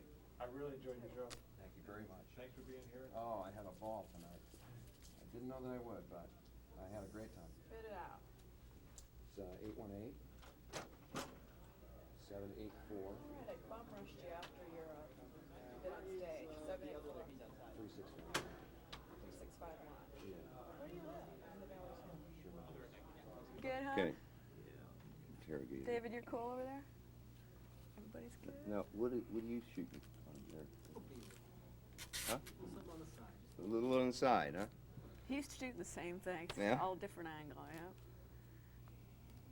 Tape is ready to go. That's So are you going to ask technical us tape. questions here, Julia? Or? I'm going to ask you questions, but I can also just wind you up and let you go. I have to get you to state your name for the record. Are we on? Yeah. Oh, okay. So tell me who you guys are, You can go first. Okay, I'm Larry Bassett. And I'm Larry Woodside. and when were you at KROQ or one of its prehistorical outlets? Wow, what was it, 1978 till 82 for me. And what did you do there? I'm sorry, I refuse to answer that on the grounds that I'm not sure if the statute of limitations has come. Maybe you could allude to it. Okay, here's the KROQ weather for LA and Orange County, baby. Let me tell you, it's going to be clear and unfair again today. Yes, I'm Dr. George. Remember, girls, it is okay to take off your clothes. I am a doctor. There's no debating what you did. Yeah, my favorite game was called Rape the Request Lines. Yeah. How did that go? Yeah, usually pretty good. And what about you? Well, I pretty much worked with everybody that ever worked there because I was at KPPC. And I can remember the night Shadoe Stevens walked in and said, "Play this tape and play music and don't say anything." And it's when KROQ bought KPPC. And then I got fired. Wait, before you got fired, Uh, so you were on air, right? I was on air at KPPC. Okay. And then you got fired because KROQ came in. that whole Everybody got fired. Everybody got Black fired. Friday or whatever Except one that guy, was. Dana Jones, a guy named Dana Jones. Okay. And then, I don't know, I guess it was about 11 months later I got hired back. And then in July of 1974, AFTRA came in and pulled us off the air on strike. We walked picket lines for 2 weeks, and then the union deserted us. Why did you all go on strike? For non-payment of wages. Did you hear him? We'll see. I heard him, but Yeah. We used to. Well, KROQ really got to be to a point where it was more of a cause, you know, because we were the only station doing the things that we were doing. Christ, I was playing Brian Eno in 73 and 74, you know. who else?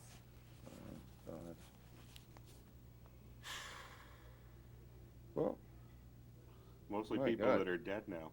You could, yeah, you could play, but you know, I used to bring a lot of stuff from home, off the wall stuff, because I mean, I figured if my paychecks were bouncing, what were they going to do? Fire me? Yeah, where we had to stick to the playlist. Yeah. So, were you guys there together? Were you there? Actually, I found Larry called me on the request line. I used to do the morning show. I used to do morning drive. Larry called me one morning, and Larry happened to manage a porno theater down here on Colorado Boulevard. And we needed a place to do the Rose Parade from. So he offered us to stand on the roof of the porno theater and announce the Rose Parade. That's how we met. Which was a big hit with the city. Yeah. I think there's still some lawsuits. That's beautiful. So Yeah. is that how you all first met? That's how I first met Larry on the request line. We got to talking. And then how much later did you come in? I mean, did you do any? About a year later? Yeah, about a year later. That's Yeah. So, you know, what kind of adventures did you guys have over there? I hear all kinds of crazy things went on. Do you, Well, can you I'm remember? surprised I'm still alive. Well, certainly there was a lot of drugs going on, a lot of drinking. We used to take, in the mornings, we used to make margaritas on the air. It was a wild station. You know, it was a lot of fun. I think I spent $100,000 just on partying in the station. Yeah, it was different, and we got away with a lot. And why do you think that was? They didn't have a clue.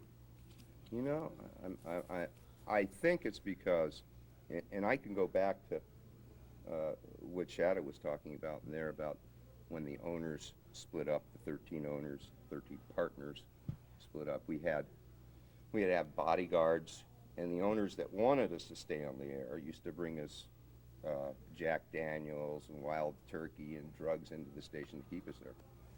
Back me up. Let's pretend we hadn't heard what Shadoe said. Can you tell that story again about when that all went down? Well, half of it was a limited partnership that owned KROQ, and half the partners, because the station was losing money, the general manager was pissing it away somewhere. We used to trade out we would do commercials so we could get our own trade, just so we could have food. Yep. We'd plug a restaurant and they'd give us free food. We used to plug limo companies and give free limos. We used to plug whatever we could to get anything free because we don't have to run to the bank. We get our checks. Yeah, we'd race. And we'd race to the bank because only half of them would clear, and then you had to wait 2 or 3 days for your check to cash. And so you know, we would just write our own copy and sneak the commercial in, and you know, and yeah, we did a lot of our own commercials for stuff. And why were you guys sticking around under those circumstances? Well, it's the greatest job in the world. Are you kidding me? I mean, where else could you know? I mean, you know, the women, the drugs, get to play, you know, your favorite songs. You get to do what, you know, 4 hours a day. You know, you get to just be out of your mind. I only had to work 3 hours a day. That's why 3 hours a day. Yeah. And so who was there when you guys were there? Who were some of the other on-air and people behind the scenes? The insane Darrell Wayne. One of the great stories is Freddie Snakeskin. I was on with him, and one time we were in the control room, and Darrell just had a little bit of a drinking problem at the time. And Darrell used to hide his liquor bottles in the fake ceiling, you know. One time we were in the control room, and he had hidden so many bottles up there, the ceiling gave way. And while we were on the air, and about 20 bottles fell down onto the control panel, you know, a record playing, you know, there's bottles breaking everywhere, fell down, looked like an earthquake had hit. That was a pretty good one. One of my other favorite is when April was new, April Whitney, and Chuck Randall was on the air, and April would come in and read the news. Well, she was new, she was scared, she was nervous, and she was reading the news a little slow for him. He walked over and lit her copy of news on fire, and she's trying to read it before it's burning up. I mean, just insane things. We used to shut the window, and, we would just be out of our minds. You did that. Yeah, well, we all did that. We would be out of our mind. I mean, what kind of changes did you see over the years that you were there? I was there. Yeah, I mean, I left there. I started in '73, and if with KROQ. Before that, I was at KPPC, which became KROQ. So I was at that frequency for. Oh, I left there finally for the last time in '88. So I was there a lot of years. So you would have seen like major changes in terms of the music being played, the operation of the station, the audience. What kind of transitional things did you observe? In the early days of KROQ, it seemed to me anyway, we had, because we were freeform and we could be creative, as that's what they're supposed to hire disc jockeys for, not to read a playlist, to be creative, and they're supposed to know the music, which it doesn't happen that way anymore. But certainly KROQ gave us the chance to play whatever we wanted to, break a lot of new bands. We broke a lot of bands, the Go-Go's, Talking Heads, Devo. Went to Hawaii with the Go-Go's, yeah. Boy. Oingo Boingo. Yeah, Danny Elfman. I saw him at the Four Seasons about 2 months ago. Pretended like he didn't even know me. Well, yeah, we tried to get them to play for the party. Weird Al Yankovic. Saw him in a function. Forget it. We're the little guys. They become big, famous, and forget who you are completely. It's part of the story, I guess. Yeah, it's terrible. Which kind of burns me up a little bit, because I remember Weird Al Yankovic, begging to come in and play, Another One Rides the Bus. He'd play it live with his accordion in the studio. And, we're nice enough to let him do it, and everything else. And Bad karma. Bad karma. Tell ya. Well, now, they're big. They got management people. And certainly, I tried to get the Go-Go's to play, and we broke the Go-Go's, and they've done very well for themselves. And their management company said they were just too busy, So that's I hope they don't slide down the same hole I do, Exactly. And they meet the same people, because, it's a true story, But KROQ went through a lot of changes, formatically. It became and organized. It became a real radio station. Yeah. Because, I think he used to put on Indigada Davida, and run to the corner liquor store. No, I put on the short version. And how short was that? It was about 30 seconds. It was the beginning and the end of it. And we used to play the short version at KROQ. We went through a lot of different changes. Certainly, one of the best air staffs at the station was Shadoe.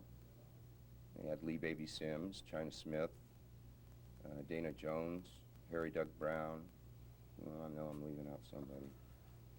But it was, like Shadoe says, in 6 months it was #1, and it's just too bad the management couldn't keep it together.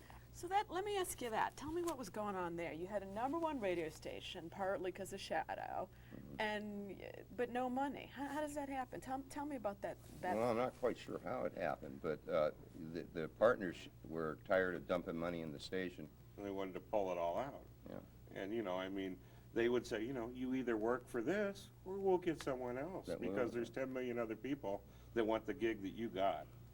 So it was either, work for this money or don't work at all. We don't care. It was a they don't care deal with them, They figured, our radio station is going to make money no matter what. So, it was either you agreed or you took a walk. So did you ever do anything to, get revenge? Yeah, we did our own commercials.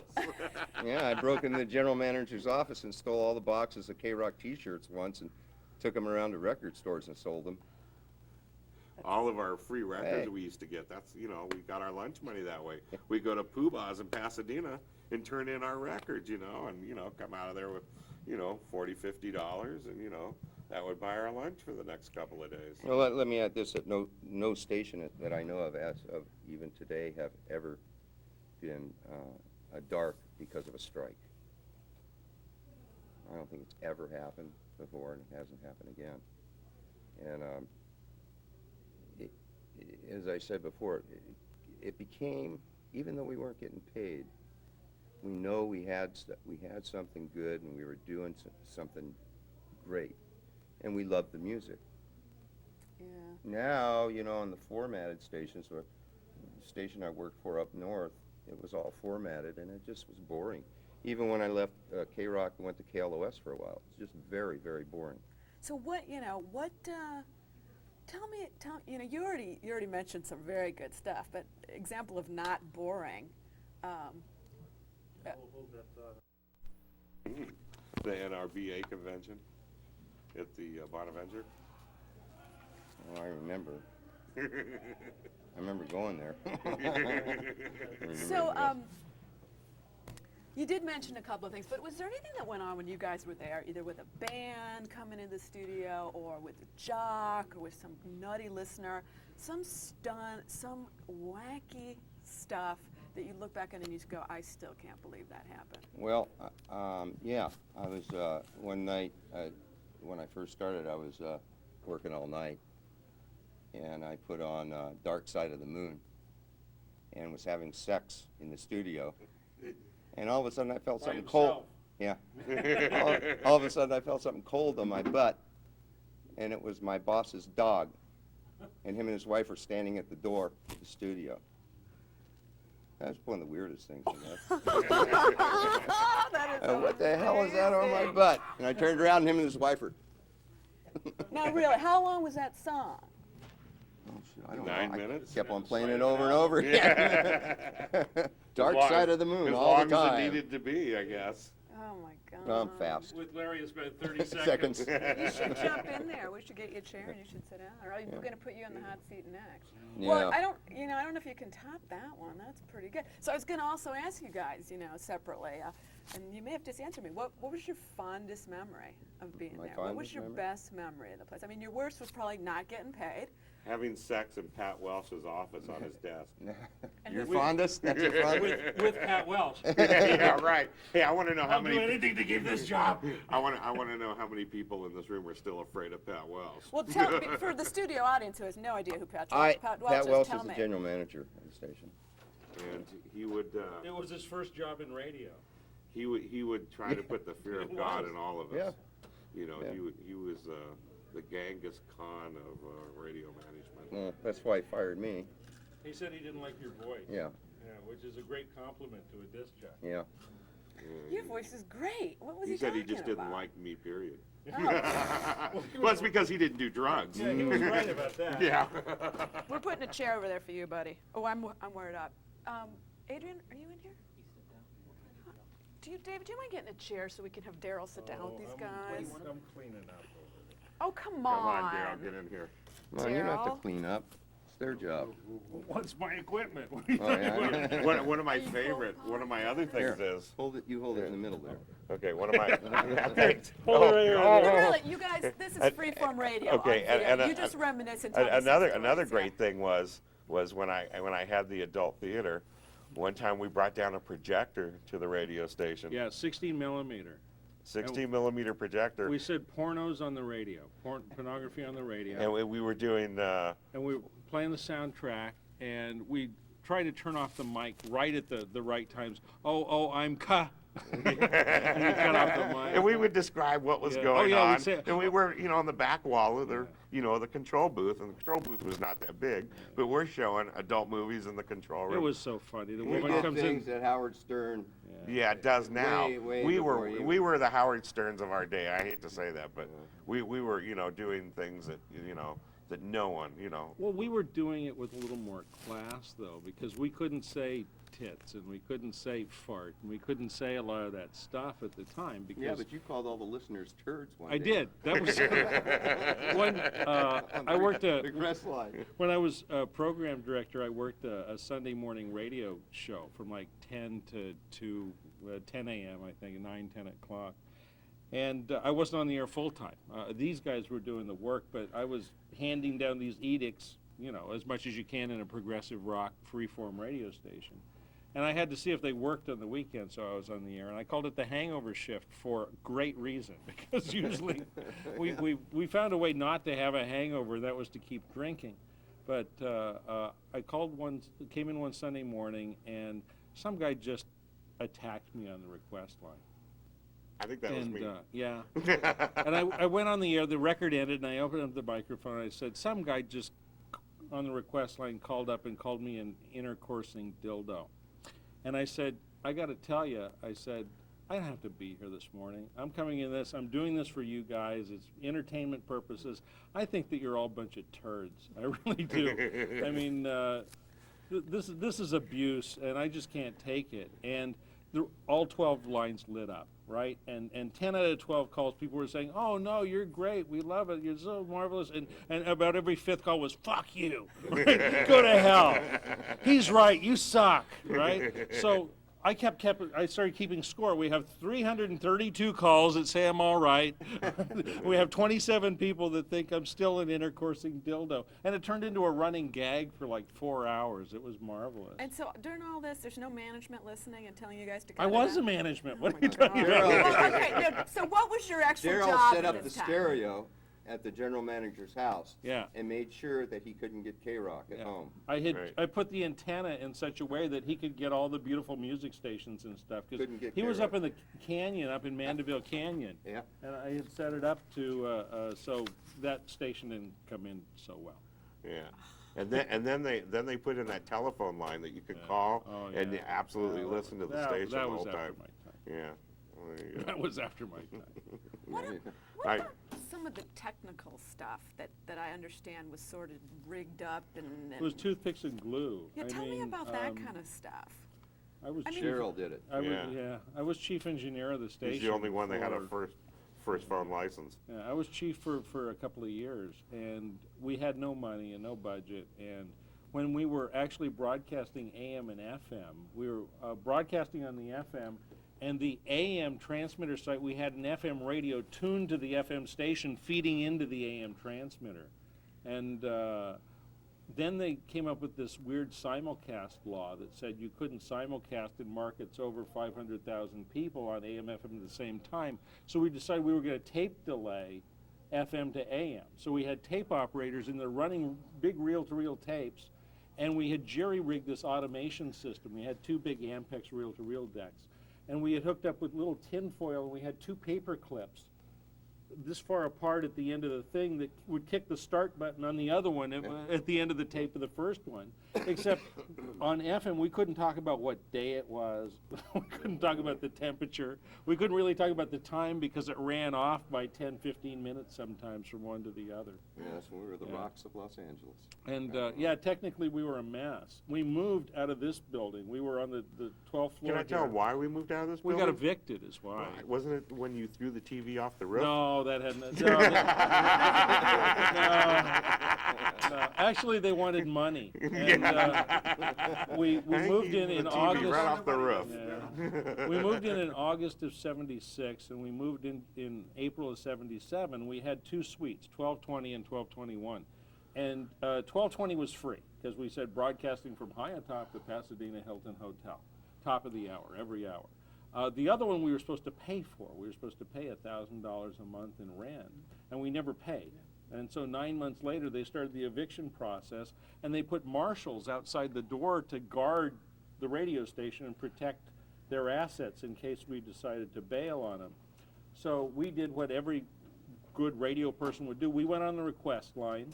We got promiscuous women and drugs and booze, and had the women come up and take the marshals off for a good time, and we snuck out that night. All the equipment, one piece at a time. Lock, stock, and jock, we moved across the street. I had found the place across the street about a week earlier. We had rented from a local optometrist the 2nd floor, and so we moved in the dark of the night and slipped the radio station away. And when people said, "You're having this reunion where?" and I said, "At the Hilton Hotel," they said, "Do they know who you are?" Yeah, it's so funny I said, "No, it's a catering department. They have no idea." Because we did that when we moved from 99 South Chester. Yeah. When we went on strike, they had it all locked up and they had guards and stuff, and, Yeah. and we had to break in and steal the equipment. Yeah. So no, Keep it the was station on. toothpicks and glue. We had I became chief engineer in April of '77, April Fool's Day of 1977, and 19 days later we were up at the transmitter site, and inside the transmitter there are huge capacitors that store energy, and in order to be able to work in there, there's a thing called a grounding stick, which is a big wooden stick with a metal, like a little Bo Peep hook on it, right? And you go in and you short all those capacitors. So we had a communication yelling back and forth about when we were going to turn off the transmitter. There was big three-phase 220 power coming into the building from the other side. We said, is the main breakers off? And someone said yes. And so we went in with this grounding stick and we got across the 223 phase with it.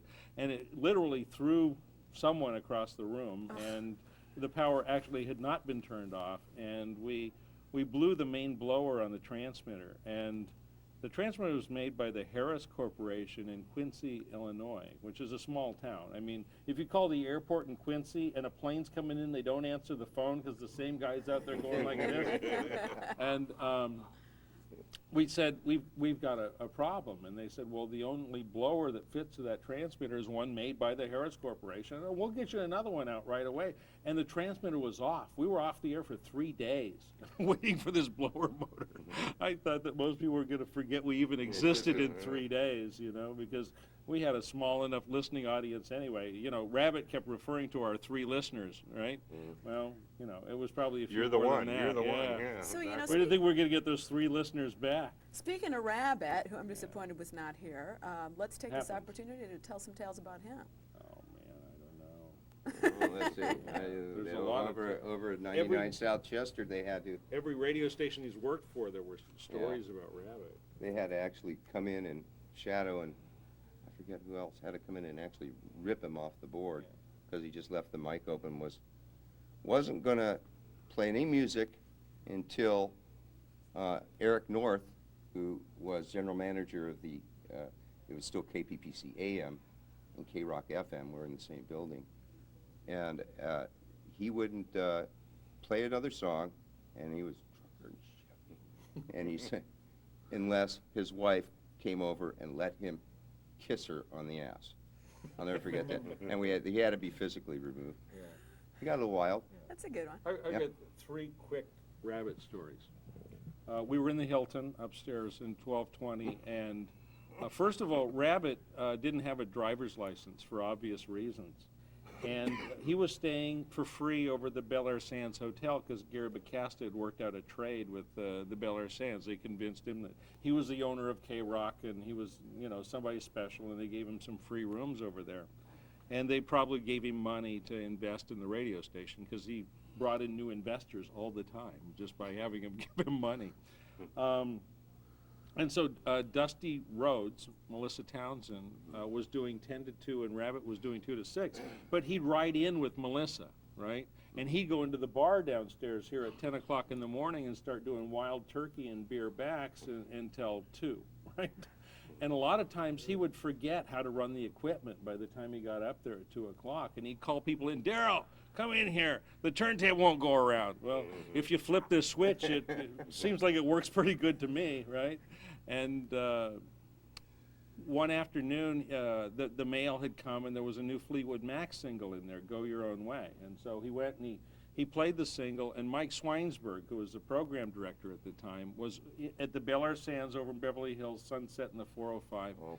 And he called Rabbit and said, don't ever play that record on the air again. It's going to be way too popular. We don't like to play commercially accessible songs like that. You know, it's a top 40, it's a pop song, and that's not KROQ.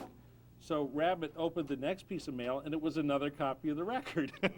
So 2 turntables, 2 records. He segued them back and forth 23 times before Mike Swinesburg was able to drive from the Bel Air Sands to here to physically remove him from the air. We had no authority over him. I mean, we weren't the program directors, and we couldn't tell him what not to do. And number 3?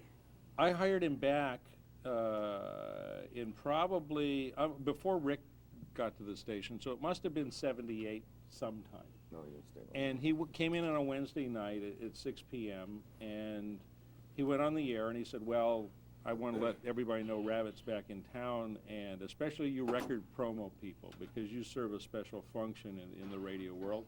It's Snowola time. I'll bring down the cocaine. And he says, I don't care. I'll play country, rhythm and blues, jazz, rock and roll. He says, hell, I'll play, you know, Irish dance songs. It doesn't matter to me. I'll play any record if you bring me down some cocaine, all right? Just bring it down, and we'll play anything. Doesn't matter. And Pat Welsh had just become general manager. Yeah. And Pat called me and said, you hired this rabbit? I said, well, yeah, he's a legend in the radio business. I said, he's just kidding, Pat. He doesn't really mean it. And Pat, who was very paranoid about the license and all that, said, you know, tell Rabbit not to talk about cocaine on the air anymore. I said, Pat, I think that's a mistake. And he says, no, you tell him. So I was still at the station. Pat had called me on the hotline. I went in Rabbit, and I said, Rabbit, you know, Pat doesn't want you talking about cocaine on the air anymore. I said, personally, I could care less. We all talk about that kind of stuff on the air. It's no big deal. And we know you're kidding. Whether the record promo people know it or not, it doesn't really matter, but we know you're kidding. We used to get And copies so of the records the when people next record ended, and Rabbit opened up the microphone and said, so the general manager doesn't want me talking about cocaine on the radio anymore. He says, I just thought that you, the listening audience, should know that we have found the missing link. He says, Pat Welsh is a monkey face. He's probably one of the ugliest men I've ever seen in my life. Which was a great description of him. Yeah. Well, there's a picture of him in there. He says his ears look like two car doors wide open. Leakey was right. Monkey to man. Here's the halfway point, right? This is the bottom of the petri dish. It's not quite finished yet. Not monkey, not man. Halfway in between. And that was the last time he was on the air on KROQ. Yeah, and Oh, yeah, but didn't he threaten if you call me, because Pat Welsh kept on calling me. Yeah, on the he hotline. said, you call me again, I'm going to kick your ass. Yeah, oh yeah, down he here." got crazy. Yeah. That is more. I have a confession about Pat Welsh's story too. When Pat left the station, he put an ad in R&R, and he was stupid enough to put his phone number in the R&R magazine. Well, Pat was interesting because Pat had never worked in radio before. This was his first job in broadcasting. He had been Ken Roberts' business partner. They went to high school together in Hoboken, New Jersey, and they started doing concert promotion. They were doing high school sock hops, and they ended up doing Frank Sinatra at Madison Square Garden. I mean, they became big time. They managed Jay and the Americans, Frankie Valli and the Four Seasons, Sly and the Family Stone, and built an empire out of it. And when Ken really felt that he needed to protect his financial interest, he put Pat in to run the radio station. And Pat had one of these theme notebooks, ring binders, and he used to write everything down it. Phone call, phone number, talk to this person, talk to that person, just almost like a diary. I think those would be great to get a hold of, right? Yeah. And so Pat loved to play golf. And he was playing golf at the Riviera Country Club, and he played golf with like the general manager at KROQ. And the general manager at KROQ, we were making some noise, and people were starting to listen to the station because we were, you know, doing some interesting things. And the general manager at KROQ would say, Pat, what's your format, right? And Pat would come to me, I was still program director, and said, Darrell, what's the format? And I'll say, Pat, the format is there is no format. You know, I mean, really heady things like that. And he'd go back to the guy at KROQ and, well, Pat, what's the format? The format is there is no format. And the guy said, you're nuts. There's got to be a format. So he says, do you have a hot clock? Right? And so Pat would come back and said, Darrell, do you have a hot clock? And I said, no. The jocks get to choose what they play on the air. I mean, we've balanced new with old, familiar with unfamiliar. And the people on the air paint watercolors, paint pictures. They tell stories, right? It's stream of consciousness. You play a song about somebody getting up in the morning, and then you play a song about him going out, and then you play a song about him coming home and killing everybody in the house, right? But you tell a story through the course of playing several records. And he'd go back and tell that to the guy at KROQ. The guy would, oh no, you have to put records in rotation, and you have to have a certain amount of songs that you play with a certain frequency. He came back, and Pat said, I want you to do a hot clock and format the radio station.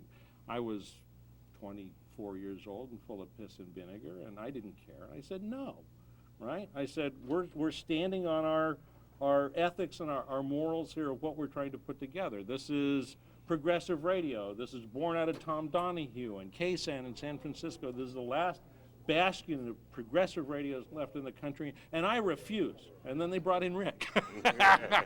And we should probably stop Yeah. there because I think we're getting Evicted? official. We're backing up. You guys are also too hard an act to follow, and I think there I- may be some you other know, people in here who want to talk. You know, when you were telling that please, story, Please talk to Don because he's here from out of the state. Yeah. Oh, No, please. You need to. Yeah. You got to talk to Don because he's not going to be. you got to tell him the quarter-hour maintenance story. Oh man. We're thrown out.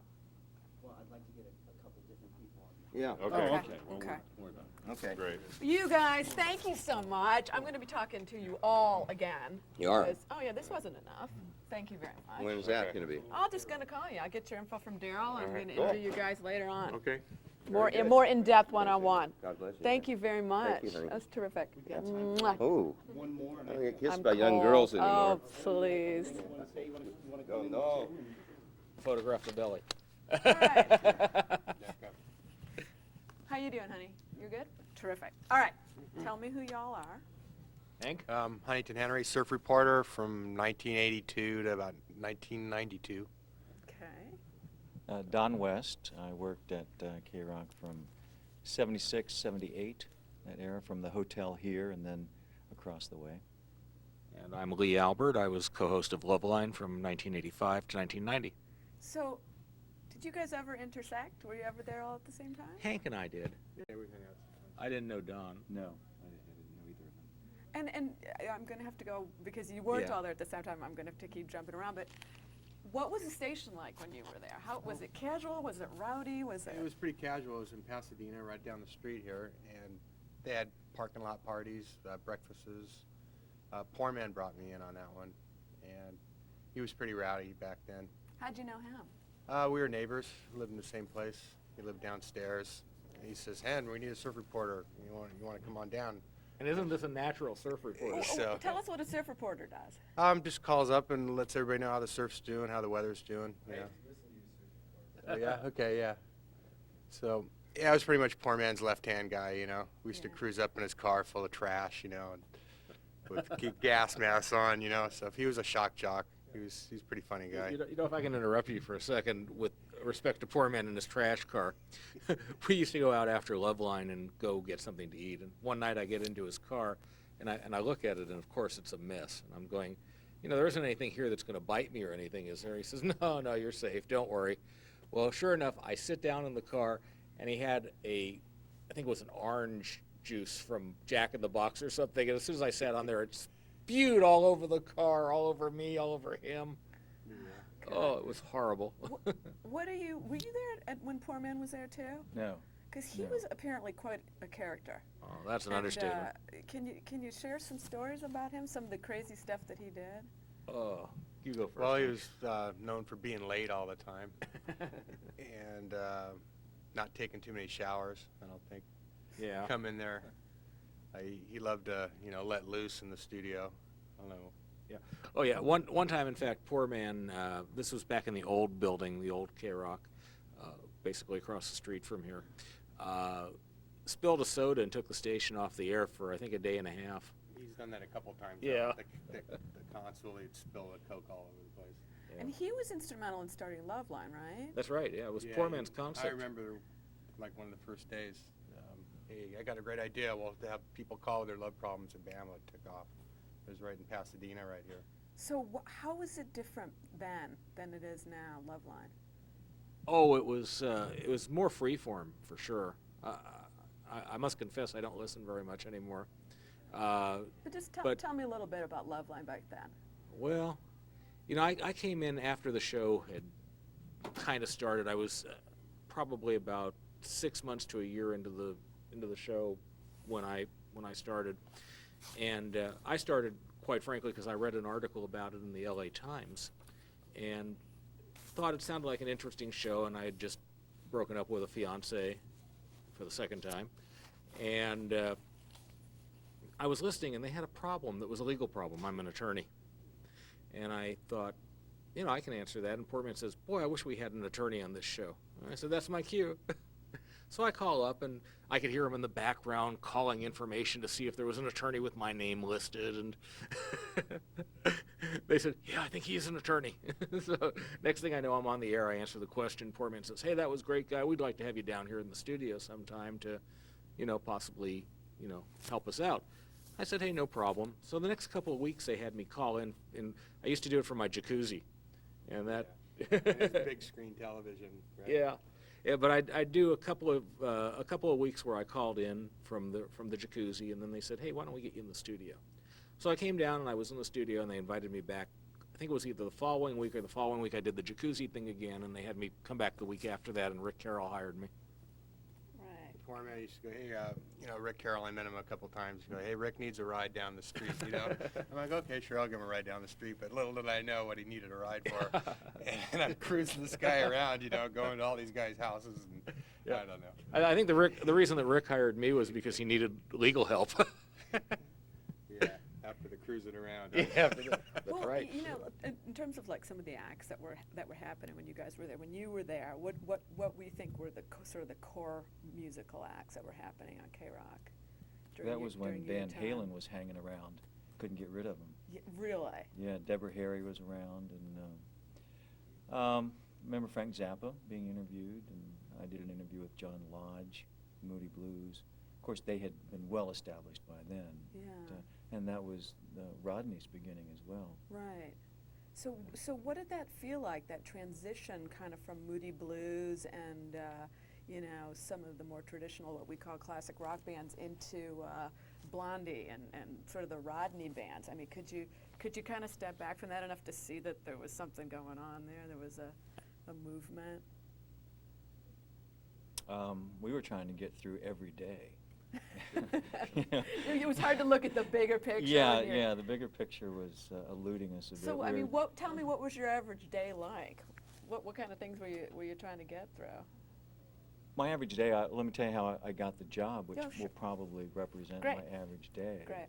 I had been fired from a station in Orange County, fairly new to California at the time, and started doing some public affairs work. The FCC had all that public affairs programming requirements at that point, some news, and a little bit of fill-in work, not very much. And the all-night guy, the overnight guy, the Enigma, Bob Mosky, I think was his name, I'm not quite sure, was on the air one night on that board, in fact, that's in the other room, which the spit and toothpaste and chewing gum and toothpicks and foil. What keep it year is together. that board from? No idea. It wasn't it KPPC, I think? Yeah. I think so. Yeah. And the Enigma had substance abuse issues, and I think it was PCP this particular night, and he was always whacked down on something. I should also say I think the statute of limitations has now passed for all of those things that we did, but in any event, the mic was on, he didn't know it, there was a typical technical malfunction, and he says, nothing around this fucking place ever works. Goes out. Either Bucosta heard it or somebody heard it, the FCC got wind of it, and the deal was he has to go, but you can stay on the air, and I replaced him. So that's how I got my job, when nothing around the place ever worked. I did all nights for a few months, and then Sandy Beach left, I think, Brad Sobel, and Bob Gowa then did mornings for a while. I shifted to middays, and Bob was having a real hard time getting up. And chemically, I think, tried to help, and it hurt, and before it was all done, just so that we could get started at 6, he and I switched, because I lived closer. So I ended up doing mornings for a year and a half. And what was that all about? Was it, I mean, in those days, was it like the kind of like zoo situation that they have nowadays? Because, I mean, you know, some of the morning shows that you hear now. No, I think it's very different than that. It was, What was it one like? person Uh-huh. struggling to read the news and put on the music and communicate as best one could. Pretty low-keyed, and it was not, I think Jeff Gonzer was at KMET at the time, and he was a lot more animated than we were. We're sort of a counterpoint to that. What, you know, I know we're running out of time, but can you guys sift through your brains and settle on maybe one or two things that you remember being the wackiest, craziest, best things that ever went on when you were there, the stuff that you remember most fondly. I can think of at least a couple of things right off the top of my head. One was we had Christina Applegate when she was, I think, 15 or 16 from, what's her show? Married with Children, yeah, on the show, and it was Halloween. And I'd worn my wizard costume. I typically went as a wizard. And so they said, let's send Lee across the street over to the Chevron station that was closed. And so I go out there in my wizard costume, and everybody's promoting it. Within 30 seconds, there was such a crowd there, the police had to come to direct traffic. And I'm out there, and we're doing a remote from the, back then we didn't have cell phones, and we were well, I mean, we had cell phones, but they were built into your car. And so I was having to call from the payphone there, and we were calling up, and the cops were coming, and they were, what are you doing here? And they wanted to move everybody out. And it was just, it was absolutely a madhouse. It was hilarious. It was funny. There were tons of people there. And the main thing was I couldn't believe how quickly it happened. Yeah, poor man and Richard Blade had me doing like phone frenzies. What's that? I'd go to like a block, pick a block with a payphone, and then give out the location, and like 1,000 people would show up within 10 minutes. And then poor man would say, the first person to get Huntington Henry, a Winchell's donut, gets tickets to Morrissey. And these guys would just run in there, hop over the counter, and just basically this guy just like couldn't even believe what was going on in there, you know, and you know, all the cops and stuff. So yeah, so big riot. I had to kind of sneak out of there before all the, you know, I didn't want to get in too much trouble. So just leave it as a, you know, big riot, basically. You know, one of the first shows that I did, I guess it was when Scott Mason was still on Loveline, and they called Scott the Wally George of Love because he was just really brutal on people that called in. In fact, they, you know, kept asking him to tone it down, and he would just go for the jugular every time. But one day somebody called in, and they had a legal problem, and it was very early in my radio career. And so I'm sitting there, you know, with the microphone answering the call, and I'm not paying any attention because my focus is on answering this call. And about 5 minutes later, I'm wondering, you know, why they're letting me talk so long, because, you know, nobody got 5 minutes on Loveline with that microphone. And all of a sudden I look up, and everybody had left the studio, and they'd gone into a different studio, and periodically they were putting me back on the air. And I'm sitting there answering the call like an idiot. Oh my God, that is so great. It seems like stuff like that went on all the time. Oh, there were pranks that, you know, that you wouldn't believe. I remember the phony letter that came from the KROQ general manager to Poor Man. Do you remember that? Yeah. It caused a big controversy. Everybody thought that I wrote it. Tell us that story, because I don't know that one. Well, there was a letter that was left for Poor Man, and I don't remember the details about it, but it started off rather friendly, and then it built into just a beautiful frenzy of what an idiot he was and how he was acting like a child, and you know, why he couldn't get his stuff together. And then it was on KROQ stationery, and it was signed, I think it was signed by Trip Reeb, the general manager. The new general manager at the time. The new general manager at the time. Yeah. And it was basically a warning letter, but it didn't come from Trip. It was on old stationery. And it was very well worded. It was just a scream, and everybody went crazy over who did it. But for some reason, I got the blame, I think because it was so professionally written. Did it ever become clear who it was? No, I did get a copy of the letter. In fact, I got the original of the letter because Poor Man had discarded it.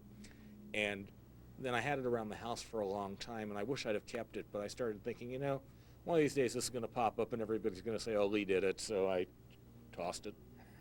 Good idea. And you have anything? But it might still be on my hard drive. That would be a good hard drive, because mine crashed long ago. No, Anything else pop into your head? just those chaotic days when we were there of, you know, the Rose Parade, interviewing the horse droppings, and the KROQ Wall of Flesh. I was part of all of that, and just knowing. Remember Stephen Kleen one day played only. He was, of course, announcing this to all of Los Angeles, that he would only play the Beatles. He would play nothing but the Beatles until the checks cleared, and hour after hour.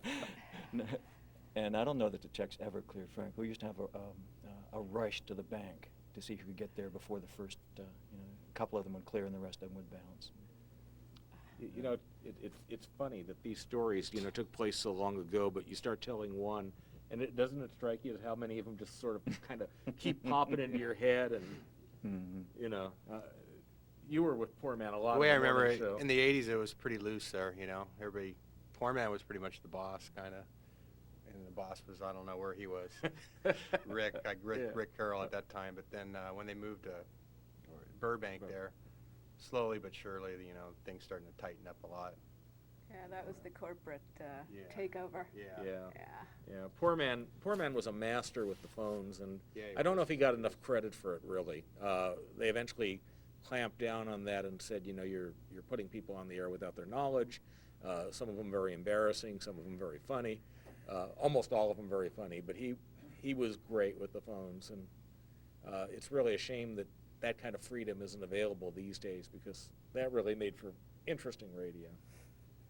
You know, it takes a Howard Stern to be able to get away with that today, but he doesn't get away with it either. Oh, he gets away with it. Well, he can't put people on the air who don't know they're on. Oh, no. But I mean, he does I love get that idea.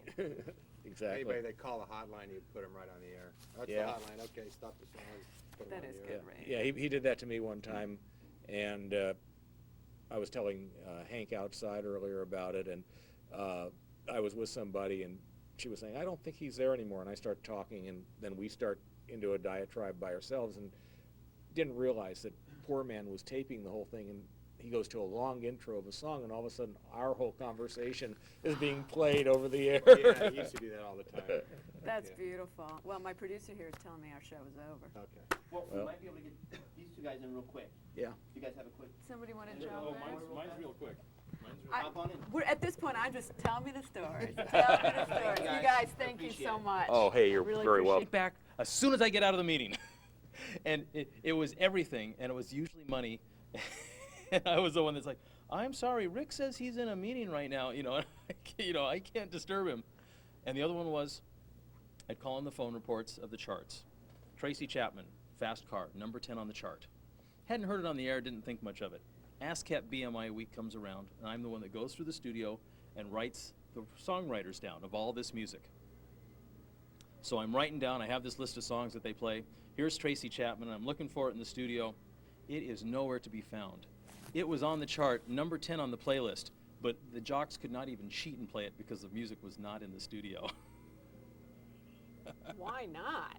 Well, I think it's what's called a paper ad, which means it gets reported and all the trades think it's getting played, but it's not.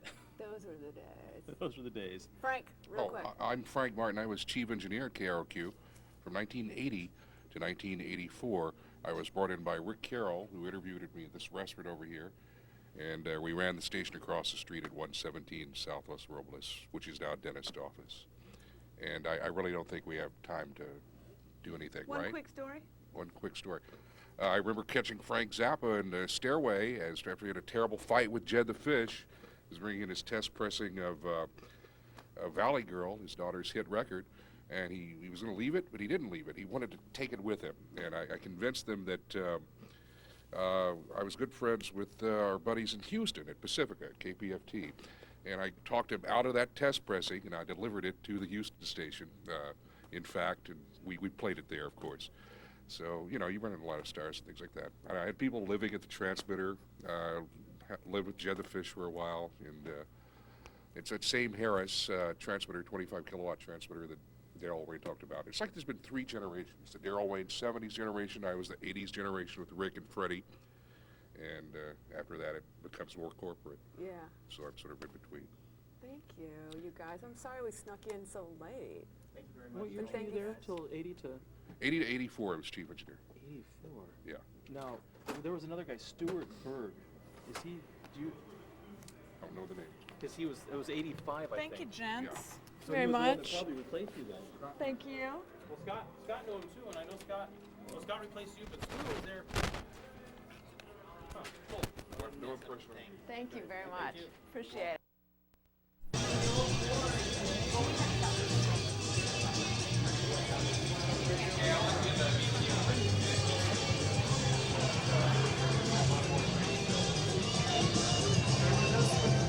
We had it all the way down. It was supposed to be off, but it was actually all the way on. 2 minutes of silence for John Lennon.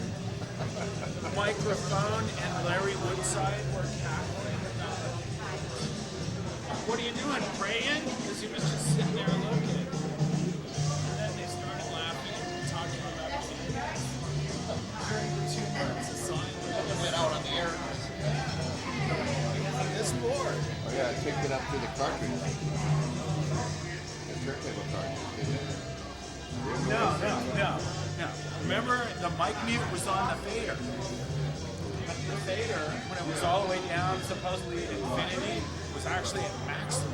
It would actually short out when it was all the way up. So you had to remember that to bring it down, but not all the way down. Yeah. Freddie, nice to meet you. Freddie, hi. Jed. Ted, I'm sorry. Oh, you're Freddie. Yeah. Nice to see you. Nice to see you. I showed up with Randall. Remember this guy? Shadoe Stevens. Oh, Steve. Right. Oh, I know. That's really scary. Yeah. Oh my God. Never worked better than that. Good to see you. Feel fine?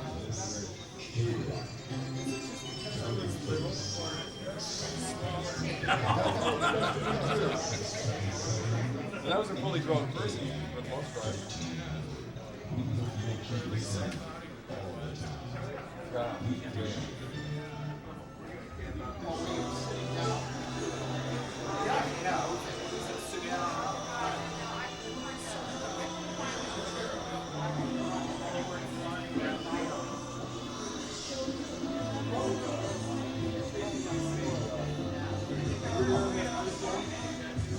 Not in the church. I was in Chester.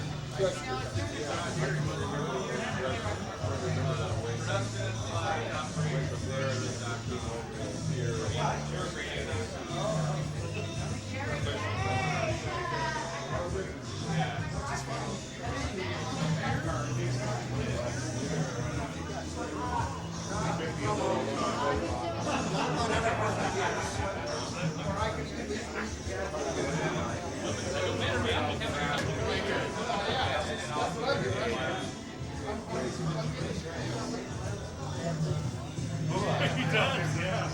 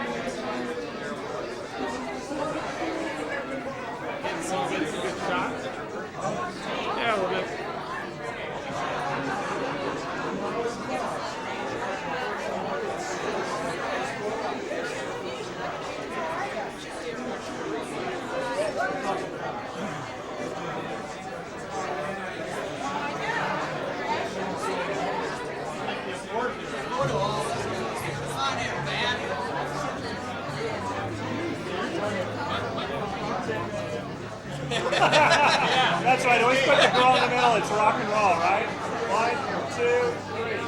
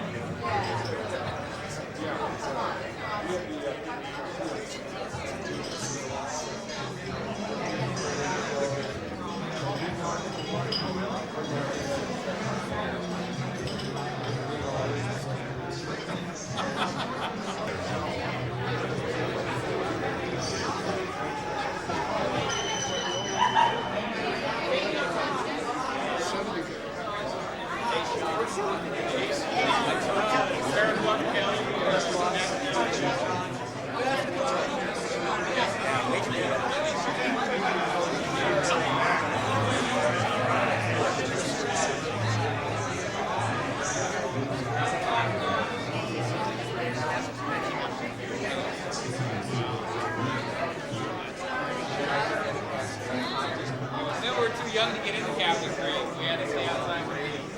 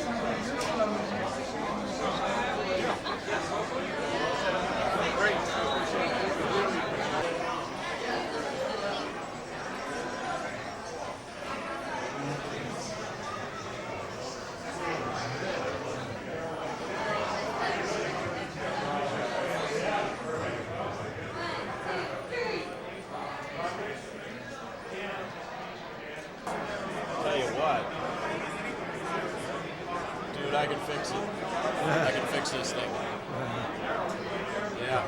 If I could have your attention, please. We have it for a few weeks, man. I'll fix The it. intention is to try to serve dinner here in about 10 minutes. So if anybody It's not that bad a shape. migrating into the, Oh, a lot of cleaning and. have a seat. It doesn't matter if it's clean. I can fix it, make it work.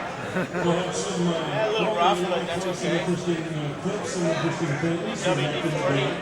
I can fix it, dude. We're there. Give me a call.